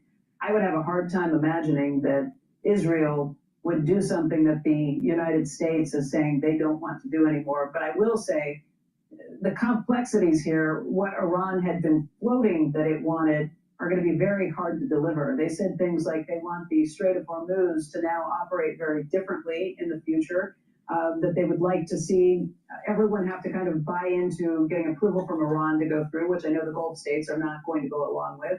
And they want to be assured that they will not have any strikes that come against them in the future. And I think that's a nearly impossible admission for either the United States or Israel. So I guess the details, as always, will be what decides this, but the market is very quickly reading that this is a huge step down in the escalation that we've seen to this point. It is, especially if you stop the military attacks, as suggested in the president's Truth Social. Political scientists have had enormous difficulty defining an off-ramp that can attract two, let alone three parties to this war. So that's the complexity of it, is that the objectives of the three are not aligned. If the U.S. can force objectives, because right now the U.S. is the only one that can declare victory. The other two cannot declare victory. So if the U.S. can impose its will on the other two, then we have an interruption into something that went from simply disruptions to structural damage that takes years to fix. And as we got to structural damage, we started seeing tipping points in economic and finance. It's pretty amazing, Mohammed, because earlier, first thing I saw on Market Watch was investors need to know that if they're counting on the top-up trade, it's not going to work this time. And this is exactly, anyone short this market at this point now can feel what a true squeeze is. What's weird about the text and the president's Truth Social comments, Mohammed, every once in a while we heard the president say, yeah, Iran wants to make a deal, but then on the other hand, we hear him say there's no one left to talk to. They're all dead. So there couldn't be talks occurring. This was happening for the last 48 hours. Very good and productive conversations with whom? And what do you think it entailed? You don't know. None of us know at this point. And is it as substantive as you think the president is making it out to be at this point? We don't know. And you raise an important question. Who are we talking to on the Iranian side? Let's not also forget that as we've eliminated the top layers, command and control has been shifted down to the field, to field commanders who have a pre-existing order to take advantage of, quote, opportunistic targets. So can you control the ground? Can you control the field? There's lots of question marks. But what you see in the market is exactly what you said. People were short. They were positioned for a further escalation because of the 48-hour ultimatum that was given to Iran and the counter threat of Iran, and the fact that Israel started attacking electricity infrastructure in Tehran already. So they were positioned for an escalation, and suddenly you have the possibility of a de-escalation, and the market is reacting violently to that change. We had just finished talking to Rich Goldberg, and I mentioned the Goldman Sachs forecast, and I almost started laughing when I first heard it, because WT was at 98. So they went out on a limb, Goldman, and said, we think it'll be at 98 for the next month. But then they said for the month after that, 105. And I said, how can you possibly make any determinations when you don't know what the next headline or Truth Social post could be? So we went from 98, where are we now? We're 88, 87 right now. So this totally depends on what happens on the ground between the United States and Iran for the near term. It does, but I would also add that we have crossed some important economic and financial lines. There has been longer damage. Qatar announced last week that 17% of its LNG production is taken out for a number of years. We've seen other infrastructure. You may miss a whole planting season in the fertilizer story you just ran. Today, I have an FT article suggesting that the flow of funds from the GCC to the rest of the world is not going to be as ample. They've provided $800 billion in the last 4 years for investments elsewhere. That may not be as ample because of the need to invest in your own country, fix your own country, and protect your own citizen. So we are going to see quite a tail in terms of the economic and financial implications that the markets is yet to fully price in. Mohammed, watching these moves, obviously this is the idea that, okay, we're not facing a deadline that comes tonight, but President Trump likes to move far more quickly than traditional political moves take place.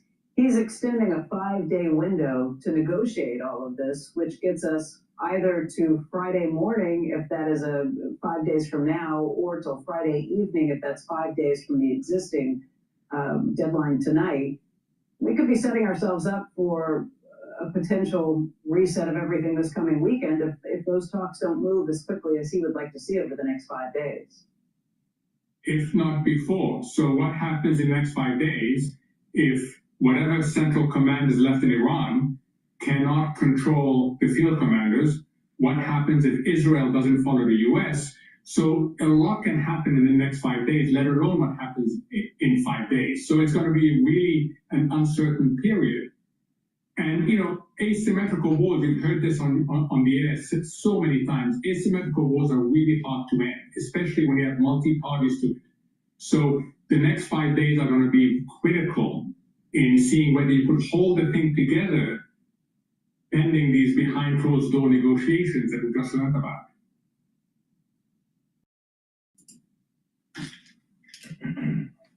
Please go to my store, the-studio-reykjavik.com. Get the vitamin D3. This is a cofactor for gene expression. This will help for your cells to perform properly. Vitamin D3 also helps with bone density. It helps to absorb calcium. If you do resistance training, it's going to deposit bone matrix. Vitamin D3 also helps to get cells to go into apoptosis if they're infected. And vitamin D3 helps with cardiovascular health. Resveratrol helps with youthful gene expression, also soaks up free radicals, helps the health of your mitochondria so you'll have more energy. Resveratrol helps to get rid of cells that are in senescence. Please go to my store, get the resveratrol, slow down the aging process. And this will also help with your basal layer for your skin, so your skin will improve. Please go to my store, the-studio-reykjavik.com.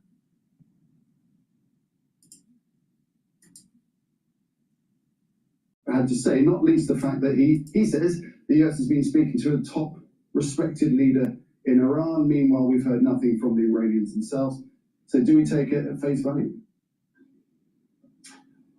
That would be a call that everyone would have to make given Donald Trump's previous experiences. Certainly what we've heard from Donald Trump, there's an element of whiplash to this. On Friday evening, he was talking about how the Iranians wanted a deal. There is no deal. He was continuing to prosecute the war.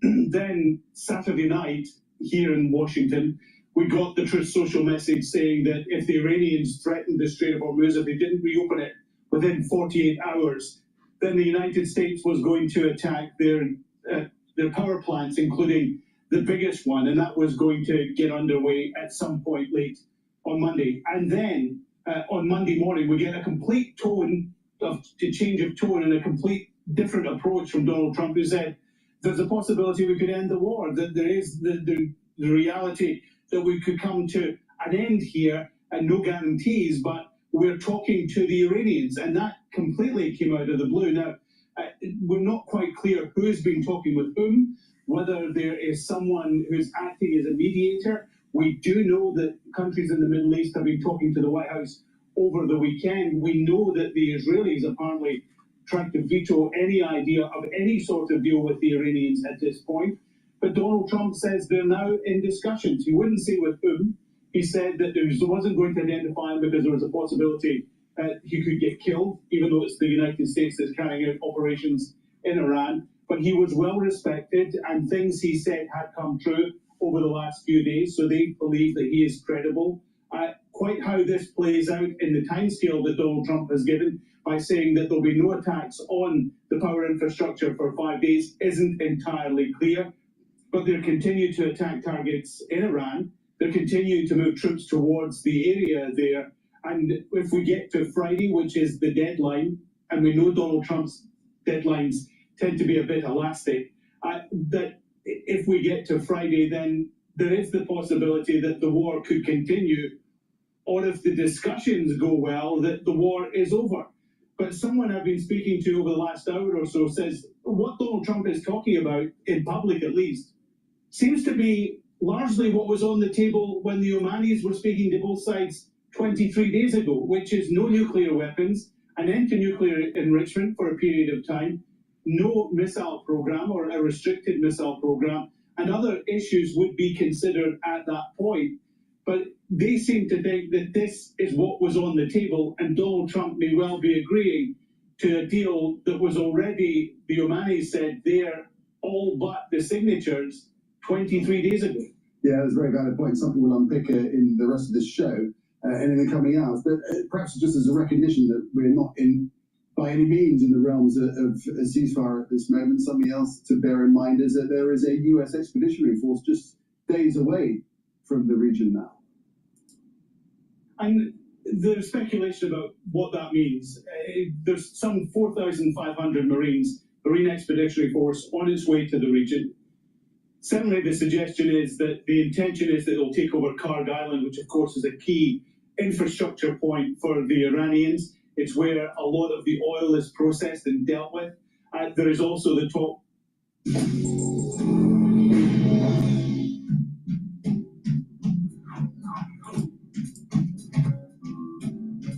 along the coast to protect the Strait of Hormuz. That is a huge undertaking for such a relatively small force in what would be hostile terrain and a country that is effectively fighting for its survival at the moment. So that may not be where they're headed, the Strait of Hormuz, but certainly Karg Island.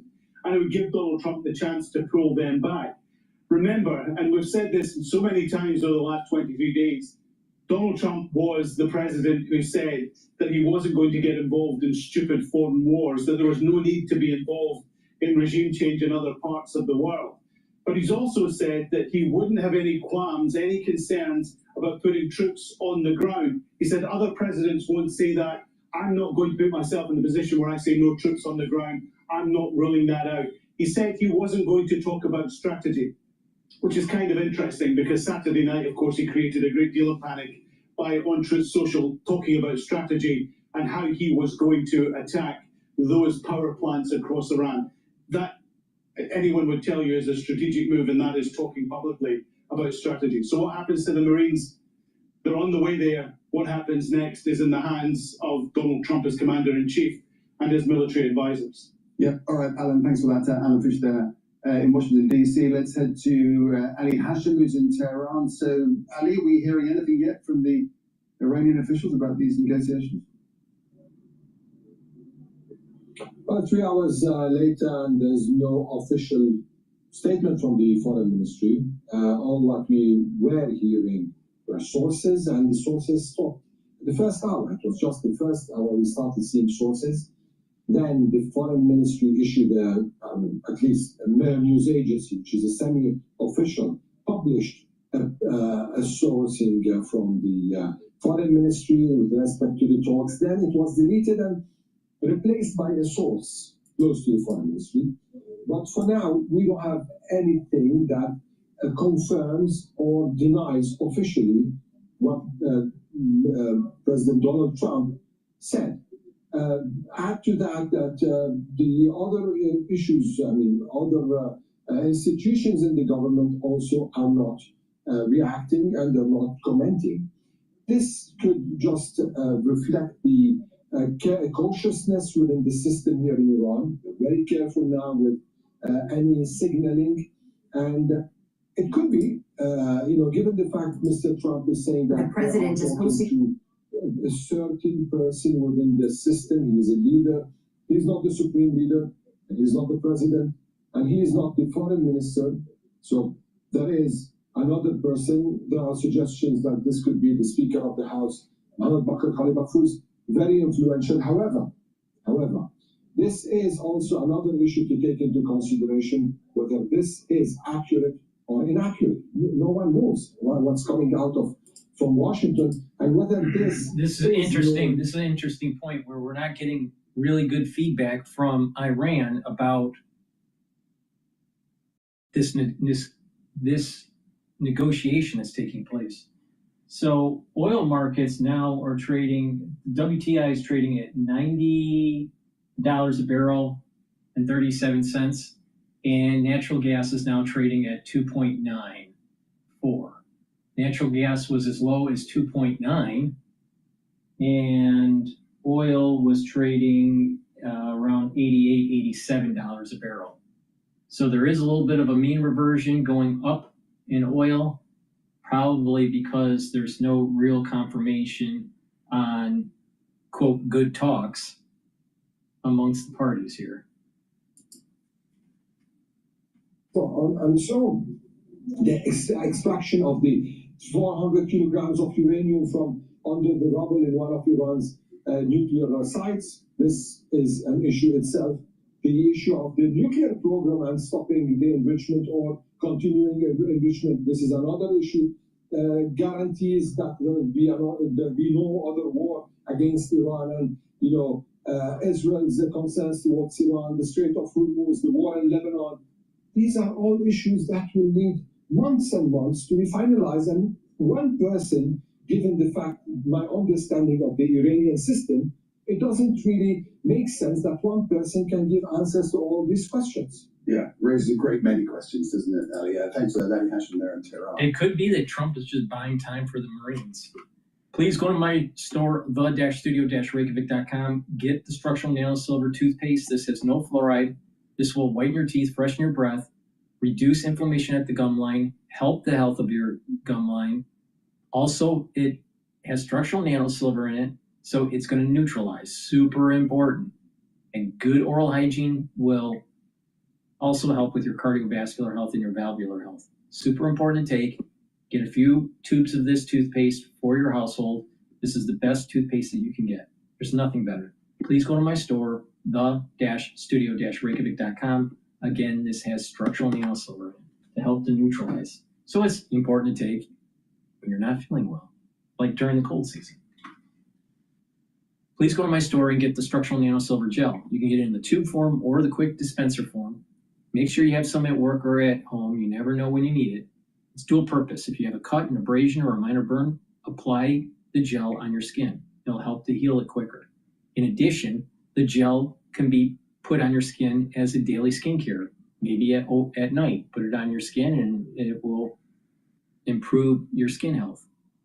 And structural nanosilver gel, you can apply on your hands, around your eyes, around your ears, around your mouth, around your nose, lightly coat your nostrils if you're not feeling well during the cold season.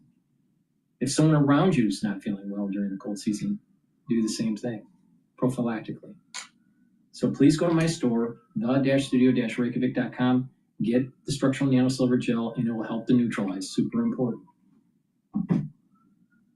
And I have a new product on my store, the-studio-reykjavik.com, called Super Strong Relief. If you have a headache, you can use this, apply it to your temples, your forehead, and your neck and shoulder muscles to relieve that tension headache. Super Strong Relief will also help to relieve pain in your joints and muscle aches. So please go to my store, use this, you just apply it on the skin where it's hurting you, and within 30 seconds to 90 seconds, the pain will be gone or relieved. So please go to my store, the-studio-reykjavik.com. Make sure you use discount 5 and you get $5 off any order. All right, this video is CNN's perspective of, quote, good talks coming from Trump and Iran. Moments ago, he has now decided to, quote, postpone any and all military strikes on Iranian power plants. after 2 days of talks with Iran. This, of course, comes after the president had issued an ultimatum. He was demanding Iran reopen the Strait of Hormuz by tonight, or he warned that they would be risking strikes on their power plants. CNN's Kevin Liptak is at the White House this morning. So the president's message this morning is the window is now a little bit wider in terms of that deadline. What else in terms of these talks, Kevin? Yeah, and that I think is what is most extraordinary about this post that we've gotten from the president. Until now, we did not understand that the U.S. and Iran were speaking at all over the course of this now a 3-week-long conflict. Now the president says that these conversations are underway. And so you can start to see and start to envision how potentially there is a diplomatic route to de-escalation that we did not know of until 10 minutes ago before the president was posting this. And I'll read you a little bit of what he said. He said he's pleased to report that the United States, the country of Iran, have had over the last 2 days very good and productive conversations regarding a complete and total resolution of our hostilities in the Middle East. The president goes on to say that based on the tenor and tone of these in-depth, detailed, and constructive conversations, which will continue throughout the week, I've instructed the Department of War to postpone any and all military strikes against Iranian power plants and energy infrastructure for a 5-day period subject to the success of the ongoing meetings and discussions. So you see the president opening the window of this ultimatum that he had set on Iran, that he would strike power plants in that country if it did not reopen that very critical Strait of Hormuz, where all those energy tankers are waiting to go through. It's causing the price of oil to spike.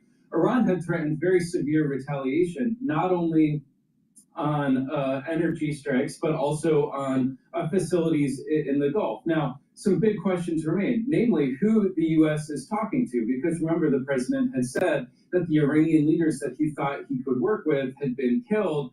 Now he says that those conversations are ongoing and, according to him, very fruitful. And so very significant development, I think, this morning. It does lead you to believe that the president has, or is at least searching for something of an off-ramp here. Yeah, absolutely. And we will see what more we learn about that potential off-ramp. Kevin, really appreciate it. Thank you. Sarah? All right, joining us now, CNN senior military analyst and the former Supreme Allied Commander of NATO, Admiral James Stavridis. Thank you so much for being here. This just came in to us this morning. The president saying, look, we're having talks and they're going well.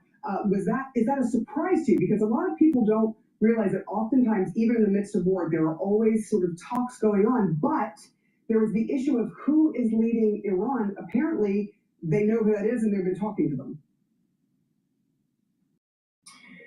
Well, first and foremost, let's all just say, wow, are we allowed to have some good news for at least 1 minute?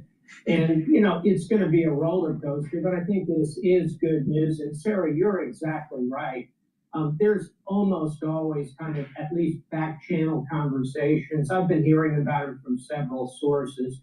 And here's what you want to watch as this roller coaster unfolds. I'll give you 3 things to watch. Number one, this is interesting, because I remember talking about this maybe the previous video or 2 videos back about the need for a back channel that was very similar during the Cuban Missile Crisis.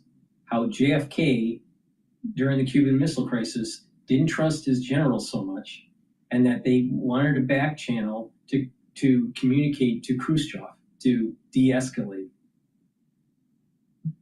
This might be happening here.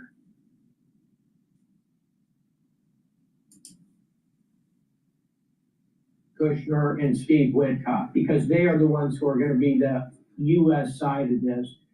Keep an eye on their normal counterparty, the Iranian foreign minister, still alive by all accounts. Abbas Aroghi is his name. So watch those 3. Where are they? Are they popping up, for example, in a place like Geneva? Number 2, watch the Marines. The Marines are still kind of chugging along toward the Gulf. The first big Marine force gets there in 7 days.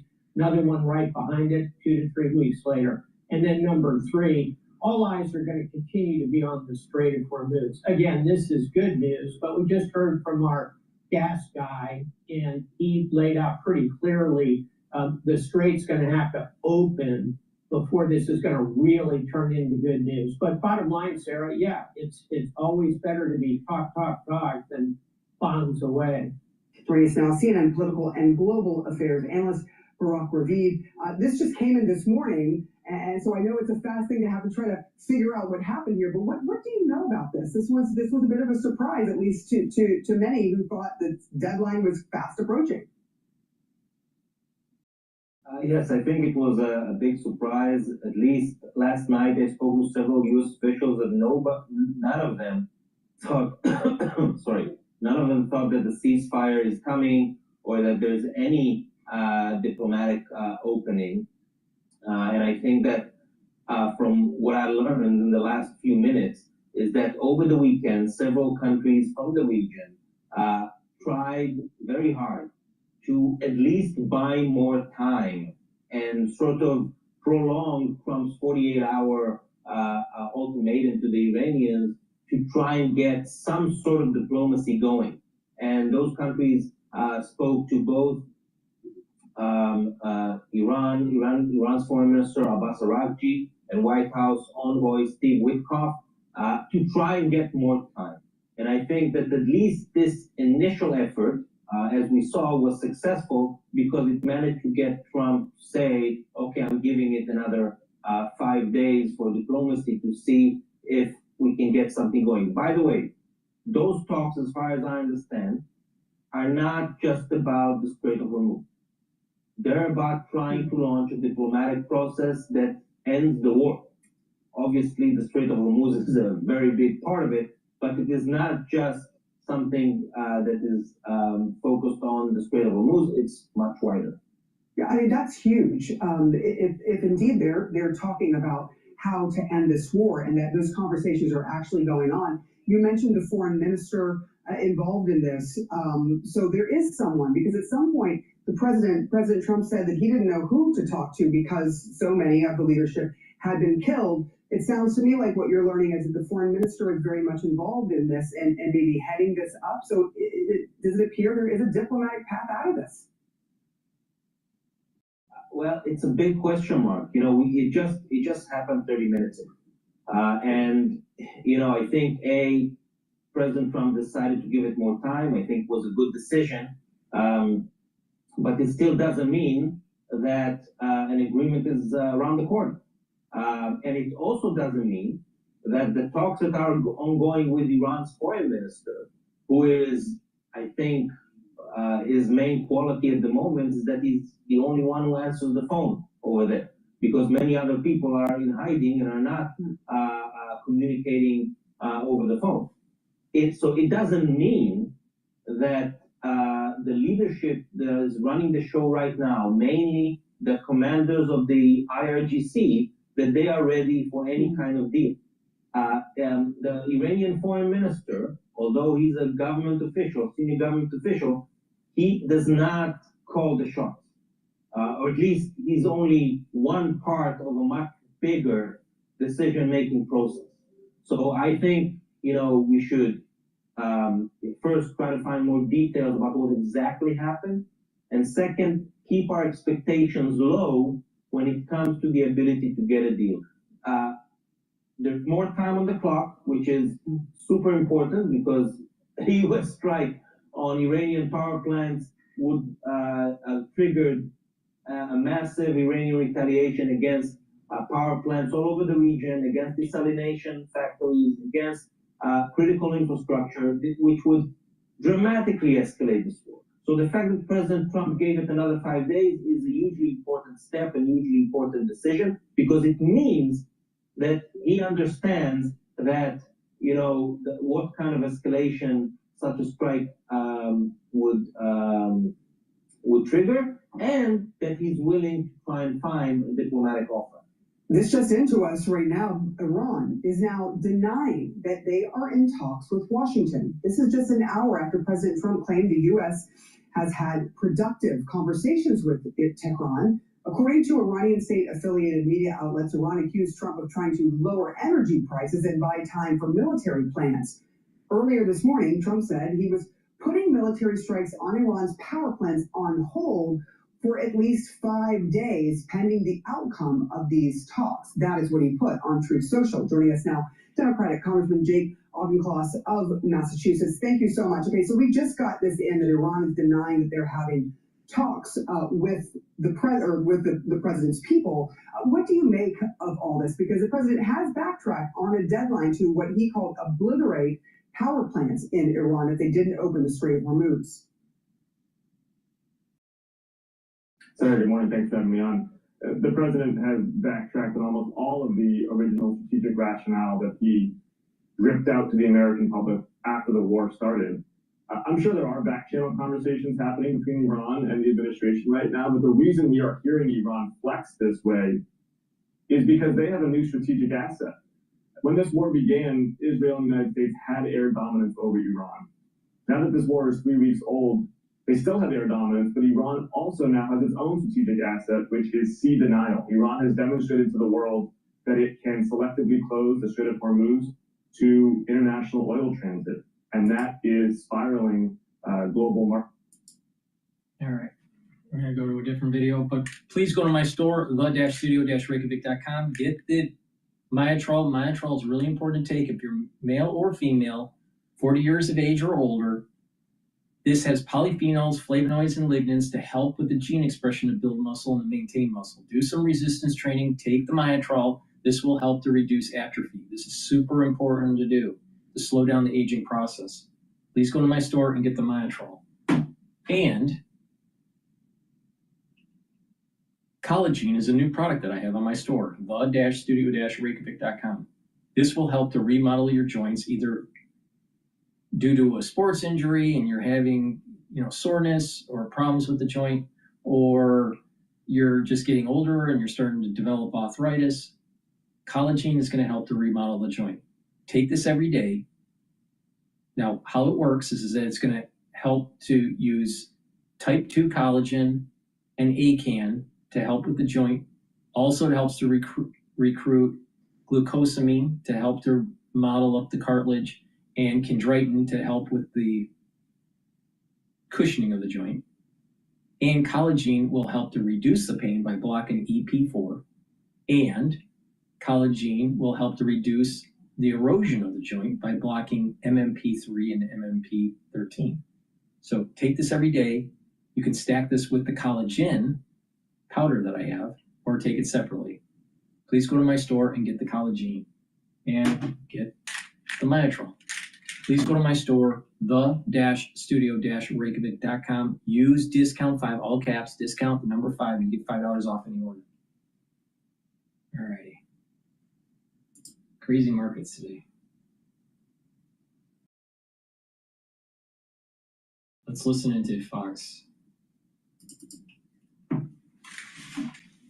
Stopping Trump takes a fighter who gets results. Michael Lasher led the charge to protect our democracy, keep Trump's ICE agents out of schools and hospitals. Lasher helped pass New York's strongest gun safety laws and ironclad abortion protections. Michael Lasher for Congress. Now think about it. Let me just Hey, now let's go overseas where there's late-breaking developments, really by the hour. That Michael Lasher that's running for Congress, I guess it's for New York, but he's for gun control, so he's against the Second Amendment. And you have to remember, the Second Amendment is the backstop for the First Amendment. You have no First Amendment if you don't have the Second Amendment, right? That's very clear. And if you don't believe me, read the Federalist Papers by Hamilton and Madison. All right. Secondly, that representative that's running he wants to protect abortion rights. No, what you're basically doing is killing a fetus. All right? We already killed 65 million fetuses since 1972. Don't you think that's enough? And then he's for keeping ICE agents out of the schools and out of the community. What, to protect the illegal aliens? So you have a representative that's protecting illegal aliens, eroding your Second Amendment and your First Amendment, and wants to kill more fetuses. What a Democrat. That's a Democrat for you. sometimes by the minute in the Middle East.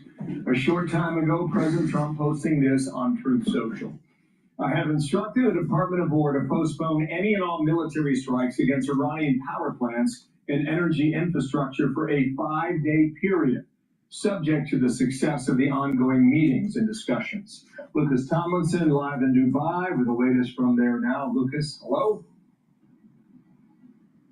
Good morning, Bill. And over the weekend, President Trump had given Iran a 48-hour deadline that was set to expire at 7:44 p.m. Eastern time early tomorrow morning here in the region. But after that True Social post that you just read, Bill, President Trump now extending that deadline 5 days, perhaps after the markets closed, after he said he had good and positive discussions with the Iranians. Now, the Iranians denied that any kind of discussions took place. But here in the UAE, it joined more than 20 nations that have signed on to help open the Strait of Hormuz and condemned Iran's action. They said they would be willing to contribute, but did not list any specifics. But they want to get the Strait of Hormuz open. And over the weekend, U.S. forces did not get the weekend off, Bill. And now there's over 8,000 strikes hitting targets deeper now inside Iran, including destroying more of Iran's one-way attack drones. Though Iran's still averaging over 60 drones and over 2 dozen ballistic missile launches each day throughout countries in the region, more than 3 weeks into this war.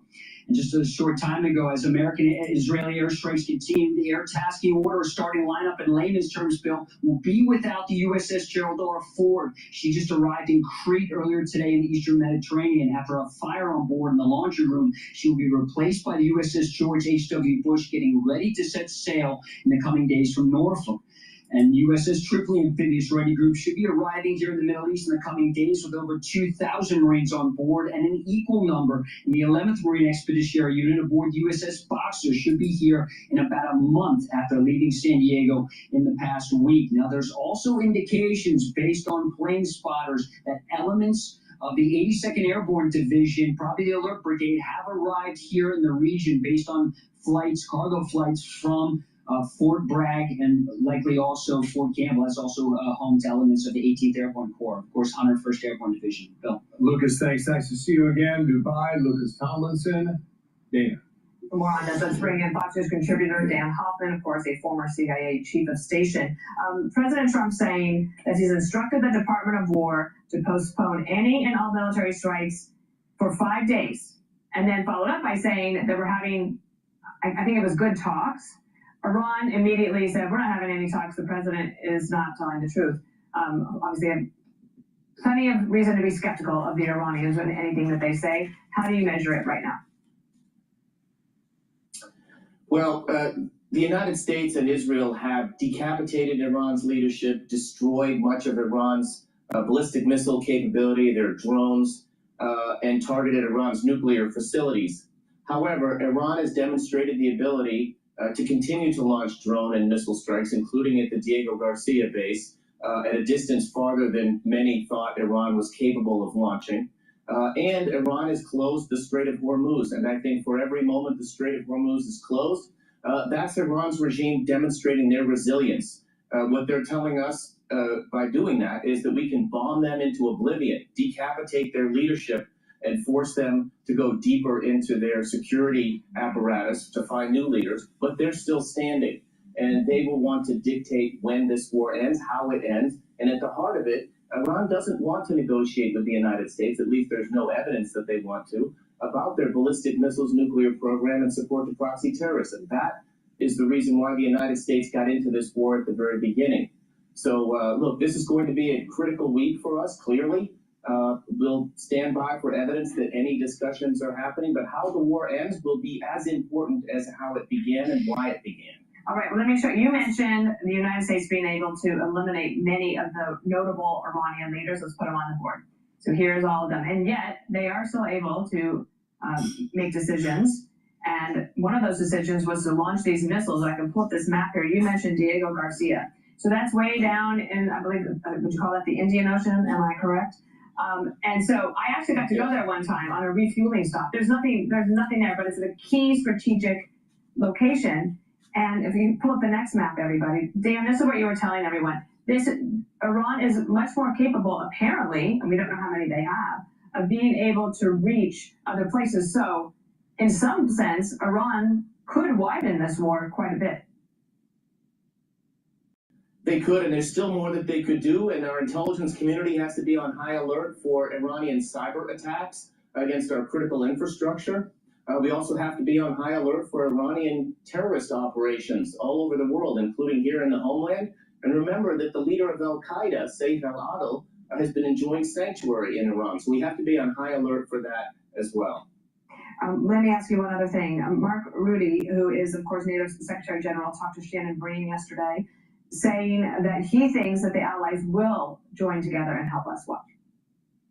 European allies and partners all over the world have used the last couple of weeks to make sure that we come together, that they started planning to see what we can do collectively as allies, as partners of the United States, at the moment as possible, for the Strait of Hormuz to open up. And therefore, answering the president's call on this, when it comes to the Strait of Hormuz, Iran, I'm absolutely convinced that we will get this done together.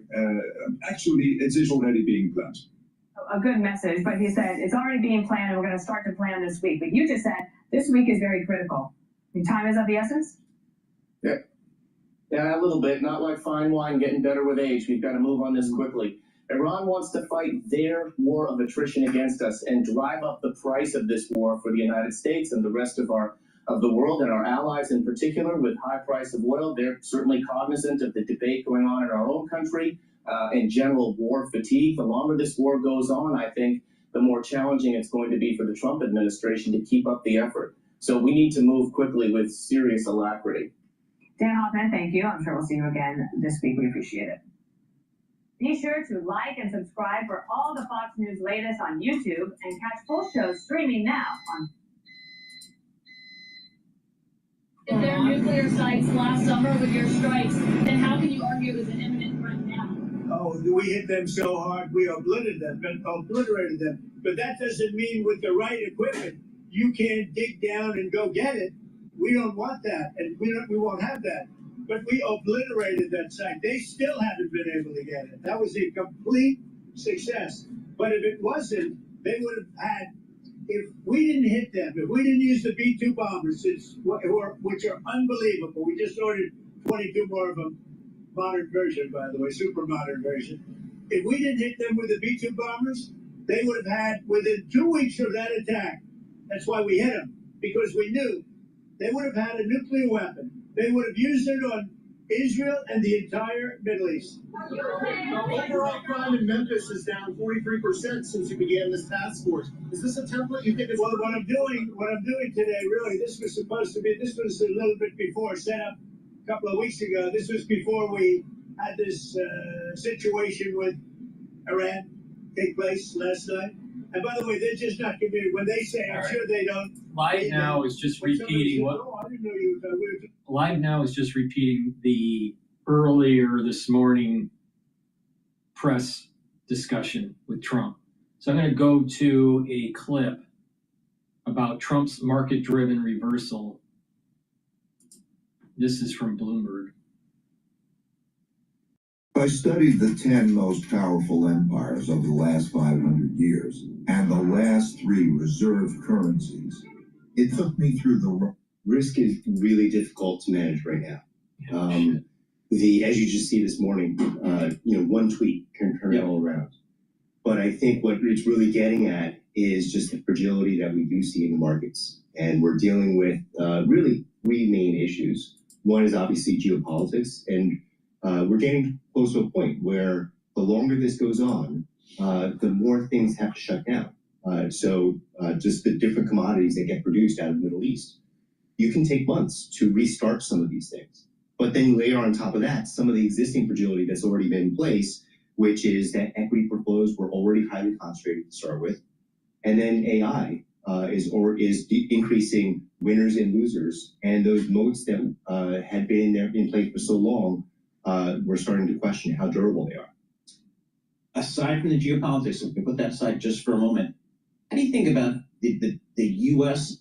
equity markets versus the rest of the world here? We did have some outperformance in 2025 outside the U.S. Is that still in play here? I think it should be. The U.S. is getting a bid right now. It could be because of what's going on with oil, but it also could be because that's where, as investors are taking in risk, that's where passive investing is. But I think there's a great opportunity to continue to diversify. With the U.S., you have this issue of concentration. 50% of the U.S. market is in technology. You go outside of the U.S., you get to exposures with different themes in financials, industrials, consumer. But all of this, what's it, to borrow from the wonderful Arthur Levitt, so influential to me, from Arthur Levitt, what's it mean for Microsoft? I mean, March 31 is going to end. They're doing AI. They're still going to make revenue. They're going to still make 30, 40, 60% margins. What's the feature of life goes on here for the growth winners? What you have to really think about with these growth winners is how are things changing for them? So we talked about this before in previous sessions, how much cash flow is plateauing now for these big growth winners because the amount of capex that they need to invest to keep the hyperscalers going and investing in data centers. That changes the dynamic of what they've had in the past. On top of that, these moats that some of these growth winners had is now in question. Can AI disrupt their ability to grow revenue without reinvesting in the business? So that was a big trade just over the last several months. Kind of some of these software names, in particular, software as a service names that really in focus.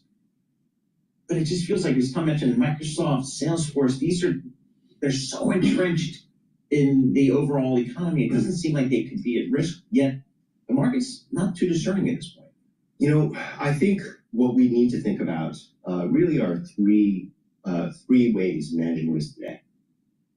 First of all, if you think about AI disruption and you think about inflation, what that does is it really focuses you on shortening your duration of cash flows. And you want to get to things that have more visibility around those cash flows.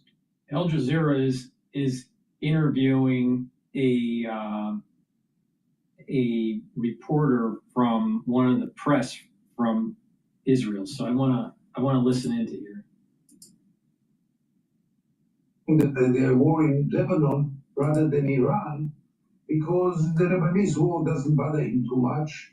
It doesn't affect American interest, not in a dramatic way, for sure on oil prices.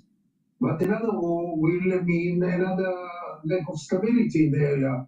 So I really hope it will be one package. It depends much how devoted will be the Iranian to include Lebanon in a deal, and obviously how devoted will be Donald Trump. When Donald Trump was talking about the apparent negotiations between the United States and Iran, he said that whatever deal there was, Israel would be on board with it. How do you read that? Does Israel have any other choice but to be on board? I mean, the choices of Israel right now are fairly limited. Israel was never so depending on an American president, even not on the American administration. On the American president, Israel was never maybe so condemned in the world and lonely. And therefore, Israel has to be happy because Israel does not have an alternative to the American support right now. And Israel will try to persuade and try to put some pressure. But by the end of the day, Israel will have to follow anything that Donald Trump will tell Israel to do. Israel does not have much choices. So explain for us, if you would, why such a move, Trump seeking a deal with Iran and hoping for some kind of resolution, why such a move does not mesh with Benjamin Netanyahu's objectives. Okay, we're going to go to Bloomberg's Balance of Power. Please go to my store at the-studio-reykjavik.com. Get the cleanse. This is 30 parts per million. Max 35 is 35 parts per million, or Max 14 parts per million. They're at different price points. Take a teaspoon a day, every day. Swish it in your mouth. Gargle about 20 seconds and swallow. This will help to boost up your immune system, improve your oral cavity, help the health of your epithelial cells, maintain your mucosal barrier. This is really important, and it neutralizes. If you're not feeling well or someone around you is not feeling well because of the cold season, It's really important to take this every day, teaspoon a day for your normal dose, a tablespoon or two a day if you aren't feeling well or someone around you is not feeling well. Take this every day. I've been doing this for 6 years. So take it every day, boost up that immune system. And when you're neutralizing and you're boosting up your immune system, you're slowing down the aging process. That's really important. Wall Street as well, pulling back significantly from the highs that we saw a little bit earlier. The S&P 500 is up 76 points, a little more than 1% right now after some questions were introduced here about the veracity of talks. The S&P 500 pairing its advance was up more than 2%. We're now up just 1.1%. The NASDAQ pairing its gain to 1.3%. It was up about 2.5%. Bloomberg Politics contributors Rick Davis and Jeannie Shanzano are with us, and I'll apologize in advance do we want to go to the president now? I guess this is going to be one of those shows, guys. Stand by, Rick and Jeannie. Let's hear from President Trump right now in Memphis. This is live on Bloomberg. There's nothing worse, making a speech when nobody can hear you. This is beautiful and it's a great place. And Memphis has to like me because I have a lot of friends here and they were not happy a year ago, 2 years ago, 4 years ago, and now they said, we can't believe what's happened in terms of crime. In terms of you have said. The audio is not working for him. Jane, it's Sarah, the Duchess of York. I know you must be afraid. However did it come to this? They said, we can't believe what's happened in terms of crime, in terms of what's gone on and the job that these people and some of the great people, many of the great people in the audience have done. And that's why I'm here today. In fact, we were going to cancel because we have a couple of events going on, as you probably noticed. So they said, oh, we'll cancel Memphis. I said, we're not canceling Memphis for anything. We're not canceling.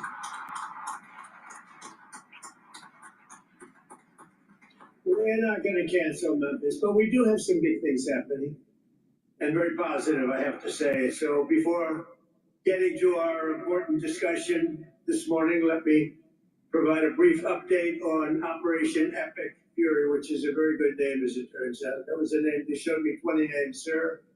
What name would you like? I didn't like any of them. And then I get toward the end, I said, you got to be kidding. What? Operation Epic Fury. I love that name. And it's very appropriate for what's taken place, if you know, in Iran, because we knocked out their Navy, we knocked out their Air Force, we knocked out their anti-aircraft, we knocked out everything. And we did it with fury, actually. As I announced earlier, based on preliminary conversations between the United States and Iran over the past 2 days, I've directed the Department of War to temporarily postpone planned strikes against major energy and electricity targets in Iran. They have very, very big, new, actually, and very expensive, billions of dollars it costs to build them one missile, one of our powerful ones, and it comes down to the ground like it was made out of dust.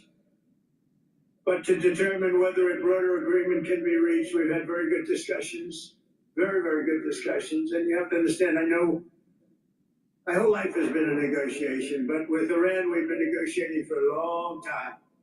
And this time, they mean business. And it's only because of the great job that our military did is the reason they mean business. They want to settle, and we're going to get it done, I hope. So, hopefully this will be possible, but no matter what, we'll ensure that Iran never obtains a nuclear weapon. They can't have a nuclear weapon. They would have had one if we allowed the Obama deal to stand. That was the Iran nuclear deal, they called it. They would have had one. Marshall III. I tell you what, Arthur, we would have nuclear weapons up there when, would you say, 2 years ago, 3 years ago, or 4 years ago? We would have been in a position that nobody wants to be in. We won't allow ourselves to be in that position. Over the past 3 weeks, the United States military and our partners have been decimating Iran's military capabilities with overwhelming firepower, skill, lethality and force, and we're destroying their ballistic missiles and drones programs with launchers down by more than 90%. We're hitting their launches at a level that nobody even thought of before. 90%. They can't launch them, and they don't have very many of them, because most of them have been annihilated. But we've annihilated their defense industrial base, eliminating their navy. We had 158 ships are down. I said to my people, why didn't you capture this ship? I said, were they good or not? They said, they were great, sir. So why didn't you capture? We could have used them. They said, it's more fun to put them at the bottom of the sea. But they're not there anymore. So we eliminated their navy, Pete, right? And that's gone. We eliminated their air force. We eliminated all of their air defense, everything. We eliminated everything there is to eliminate, and we eliminated them. We eliminated their leaders. We had the first set of leaders. They're gone. Then they met, 88 people met. And it's sad. I mean, it's sad they couldn't have made a deal. We could have made a deal with them a long time ago. Then the second set, 88 people met to pick a new leader. And they're now extinguished. And then they're meeting again, but now nobody wants to be the leader. It's one of the few political jobs that nobody wants anywhere in the world. Nobody wants it. It's a very dangerous job. My job is dangerous too, but their job is worse. In other words, we're systematically dismantling the regime's ability to threaten America. They're not threatening us anymore. As Commander-in-Chief, it's my sacred responsibility to protect our country from all threats. For decades, Iran refused every opportunity to renounce its nuclear ambitions, and in recent months, its own negotiators bragged to our representatives about having enough material to make nuclear weapons. And that was supposed to deter me, but it didn't deter. It made me more anxious, and it just made it much more important. This mission that we're all on together is much more important, and we did it quicker. Iran's missile capabilities were also growing so fast that it would soon have become virtually impossible to stop them. Once they have a missile, once they have what they were building was incredible. And you got a little glimpse of it by the fact that when they came out, they started shooting all of their neighbors. Their neighbors weren't fighting with them. They were getting along okay with their neighbors. And I was surprised. Everybody was surprised. And it actually worked in reverse because their neighbors then turned against them.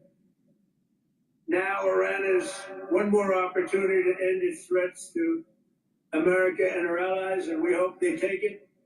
Either way, America and the entire world will soon be much safer and will be a much more secure planet. In addition to all of this, we're working on so many different things. You know, our economy was fantastic. We had a Dow at 50,000. They say it couldn't happen in 4 years. It wouldn't happen during my term. But if I got anywhere close, it would be a great success. Well, in my first year, we hit 50,000. And with the S&P, they said, even more difficult. They said it would be impossible to hit 7,000 on the S&P. And we hit that in our first term. And then, unfortunately, I called Pete, I called General Kane, I called a lot of our great people. We have great people. And I said, let's talk.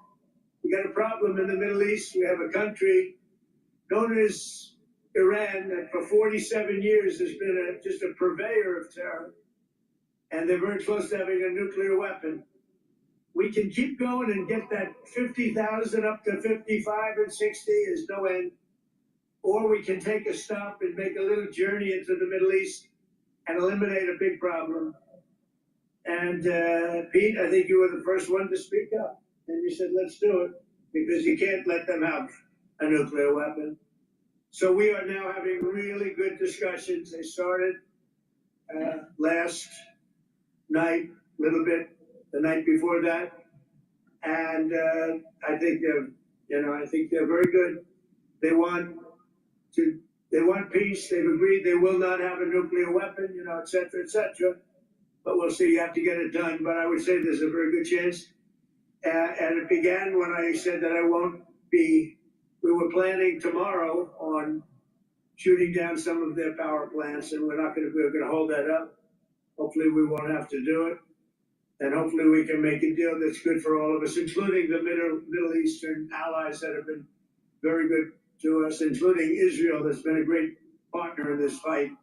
They've really been a good partner in the fight. They fought hard.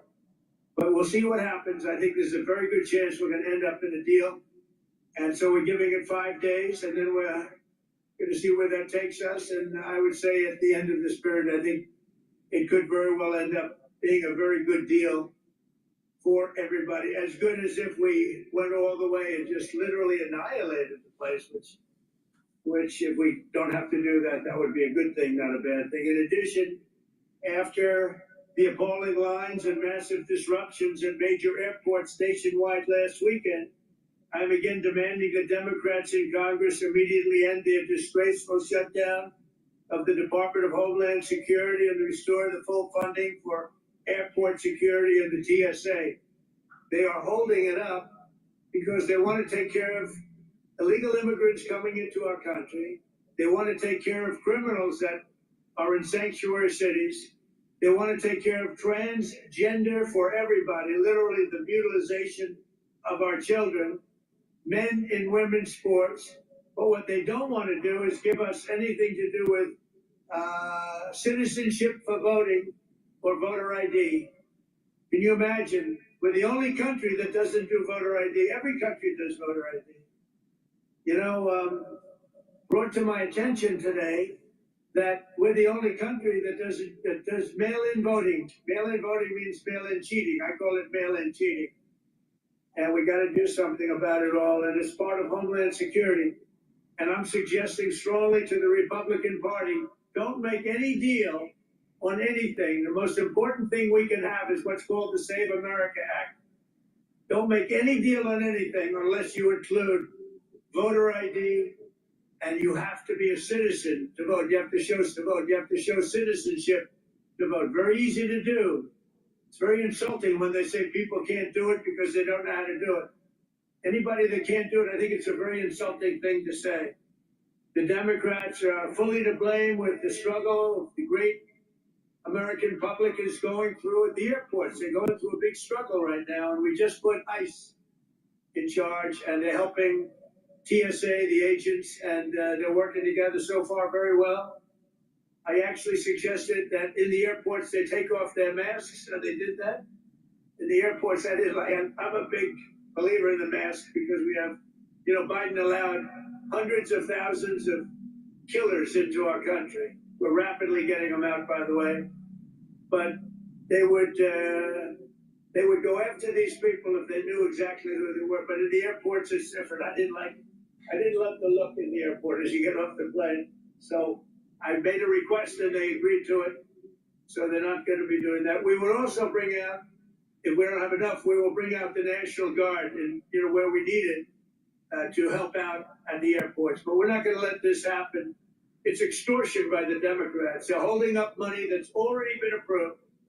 And now they're willing to go $5 billion reduction in ICE in order to get the approval on a deal that they approved, the great big beautiful deal, which is the biggest tax cut in history, the biggest regulation cut in history. They want to basically renegotiate a deal that they already approved. Please go to my store, the-studio-reykjavik.com, and get the heirloom barley. This will help to detoxify your body, soak up free radicals through superoxide dismutase, and bring down inflammation. When you take this daily, what this is going to do is help to improve your immune system, your endocrine system, your cardiovascular system. You're going to be able to recover after a workout quicker, reduce inflammation at the joint level, and also help bring down inflammation and soak up free radicals at your brain level. So please, go to my store, get the heirloom barley, take this every day. This is going to help to slow down the aging process. And Boomer Boost. Boomer Boost has 68 nutrients. It has a very comprehensive compound profile shown on the screen here. Take it every day. This will help with musculature, cardiovascular health, improve your energy levels, rev up your metabolism, help with brain function, slow down the aging process, help with the immune system and your endocrine system. This is really powerful stuff. Take it every day. You can stack it with the heirloom barley together for max benefit. especially to help to control the A1C levels. But you should also apply a holistic approach, and that is proper diet and exercise, drink filtered water, do some cardio training and resistance training, stretching and balancing exercises, learning new things, trying to have some mindfulness or spirituality, proper sleep. All these work together to help to slow down the aging process. So please go to my store, get the Born Boost, and get the heirloom barley. Make sure you use discount 5 and you get $5 off any order. I didn't mean what they've done to me and everybody else. It's a disgrace. They're the weaponizers, and what they've done to people, we never let that happen again. We can never let them get away with it again. They are the greatest weaponizers. Fortunately, it didn't work because here I am with you. So it didn't work out too well. It didn't work out too well. But they want to have people come into our country. So many of these people are murderers. They're drug dealers. They're the worst criminals anywhere in the world. They want them in our country. They don't want them to come out. They make it almost impossible, but we get them out anyway. They should have never been allowed to enter our sacred ground. These people should have never, they came from all over the world. They came from all over. They came from the Congo in Africa. They came from all over South America, Asia, everywhere. And they were from jails and mental institutions. They were drug dealers. They were murderers. 11,888 murderers. In any event, the Democrats are being blamed by the American people for the catastrophe going on right now at our airports and at other points of transportation and beyond. And we want the public to know we're not going to let them out of this trap that they created for themselves. And I'm suggesting very strongly Trump speaking in Memphis, saying that he will be postponing strikes against energy infrastructure in Iran for 5 days. Remember, his 48-hour deadline was due to expire overnight. He said they've had very good discussions between the United States and Iran, which is something that Iran very much disputes. They're going to go to commercial. Got the late night munchies, but this is all we have. With Democrats and let them out of this hole that they've buried themselves in. You have to take the votes in the Senate to approve. You need votes to approve. We have to get Democrat votes. And at a certain point, if you could get rid of the filibuster, it would be great. It would be great. Get rid of the filibuster and get it all done. So we'll get it done. We want another thing. We can, or we don't have to, add those other items. And by the way, they say they're 80-20 items. They're not 80-20, they're 99-1. Men playing in women's sports is a 99-1. You look at transgender mutilization of our children, that's a 99-1. And we have that in the bill too. So they won't sign it, they let the people reject them. And what we have to do is we have to win the midterms. This is the most important election. Because all of the gains that we've made, we built the greatest economy, the greatest military. I built the military in my first term, and we built the greatest military in the world. We're showing it now with Venezuela, with Iran. Everybody knows we have the greatest, most powerful military in the world. And we're in a position that we haven't seen. We're respected. You know, our country now is respected all over the world. A year and a half ago, we were a laughing stock. We were a laughing stock. The king of Saudi Arabia told me. Let's listen to Bloomberg here. 500 was up almost 2.5%, up 1.3 now. And those oil prices, to your point, are still lower, but we've seen lower prices certainly today. WTI West Texas Intermediate at $89. What were we, around 85 around the bottom this morning? So we're just trying to gauge what's happening. The president's speaking now live in Memphis. Haley, he essentially reiterated what he said this morning when it came to talks with Iran. Yeah, and of course, in addition to talking with Iran, he also suggested that the Strait of Hormuz, that crucial transitway for energy flows, will reopen soon, and that he and perhaps the new Ayatollah will be in charge of it in a kind of joint venture, though he did say that the Ayatollah is not who the U.S. is speaking with, suggesting that there still needs to be one picked. Yet Jared Kushner and Steve Witkoff are back at it. Apparently they were in talks just last evening, Kaylee. So We'll do our best to pick up the pieces this hour. We'll start with an update from Jeff Mason, our White House correspondent, with the very latest from the administration. First, though, let's get the latest on the markets as they've been whipsawed by these headlines, as Joe and I were mentioning. So let's get more detail now with Amy Morris here in Washington. Hey, Amy. Hey, Kaylee, yes, you're right. Oil did fall sharply. Stocks rose after President Trump postponed strikes on Iranian power plants and said his team was holding discussions about ending the conflict. That has flip-flopped now. S&P and NASDAQ paring back those gains. Both had been up more than 2%. Now they're up about 1%. As Iran says it's firing more missiles and drones at Israel and U.S. targets. Israel says it struck a central headquarters of Iran's IRGC, and there are questions about talks between the U.S. and Iran. WTI now down about 9%, around $89 a barrel. Brent crude dropping more than 9%, near $101 per barrel. And President Trump said the Strait of Hormuz would be open, quote, very soon if this works, and may be jointly controlled by Iran and the U.S., and that prices will, quote, drop like a rock once that deal is achieved. We do check markets for you all day long here at Bloomberg. Let's get some specific numbers for you. S&P 500 down 1.2%, or rather higher, 1.2%. NASDAQ is 1.25% higher, and the Dow is about 1.5% higher. 10-year Treasury yield at 4.35%. The 2-year yield at 3.85%. Bitcoin now about 3.5% higher, around $70,000.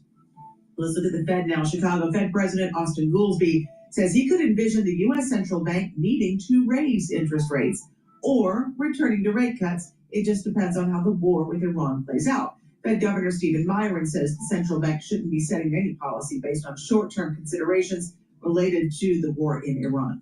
For on-demand, the Federal Reserve is not going to raise rates in the middle of a oil crisis. Please go to my store, the-studio-reykjavik.com. Get the C60.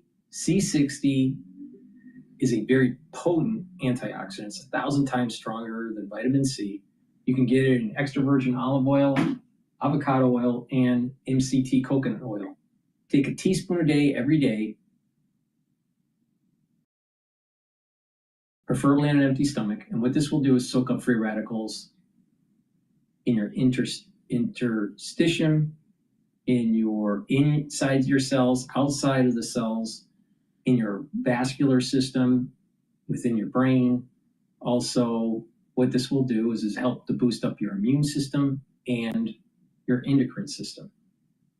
And by soaking up free radicals at the vascular level, you're reducing plaque formation because it's reducing the concentration of oxidized LDL. And oxidized LDL is really important to build up plaque. Well, if you reduce the concentration of oxidized LDL, you don't have as much plaque to form. Now, C60, when you're soaking up the free radicals within the cell, you're improving the health of the mitochondria, so your energy levels will improve. Now, at the brain level, your neurons will have less stress. It'll soak up those free radicals. The mitochondria will improve. You'll have more neurotransmitters. You'll have more energy for those neurotransmitters to be produced. So take C60 every day to slow down the aging process. C60 also helps the basal layer for your skin so you'll look younger. This stacks really well with Boomer Boost, resveratrol. So please go to my store, the-studio-reykjavik.com. Make sure you take a teaspoon of C60 every day. You can get it in a 2-ounce, a 4-ounce, or an 8-ounce configuration. It is cheaper to buy the higher ounce configuration. Cheaper per ounce, what I mean. And C60, when you stack it with some of the supplements I've been mentioning, you're going to have added benefits of slowing down the aging process, especially with the resveratrol, the lignans, the turmeric, the ashwagandha, Max 35, Boomer Boost, Clarity Factor. These are all really powerful stacks to help us slow down the aging process. But again, it's taking the proper supplementation, but also approaching it holistically, eating properly, drinking filtered water, detoxifying your body regularly, getting proper sleep, learning new things, making sure that you do resistance training and cardiovascular training. Stretching and balancing exercises are really important. Mindfulness or spirituality will help to calm the central nervous system. You want to go into parasympathetic mode instead of sympathetic mode. If you're in sympathetic mode all the time, you produce more cortisol, and that's immunosuppressive, and it causes more stress in the body. You want to go into parasympathetic and be calm. Your heart rate will be lower. You will have less cortisol produced. So if you apply this in a holistic way with the proper supplementation, you're going to radically slow down the aging process. Please go to my store, the-studio-reykjavik.com. Use discount 5, all caps, discount 5. You'll save $5 on any order. Please go to my store, the-studio-reykjavik.com. The link is in the description of this video and all my videos. Thank you for listening. Please share the links. Please subscribe to all my channels. All the information is in the description of this video. Thank you for listening and have a nice day.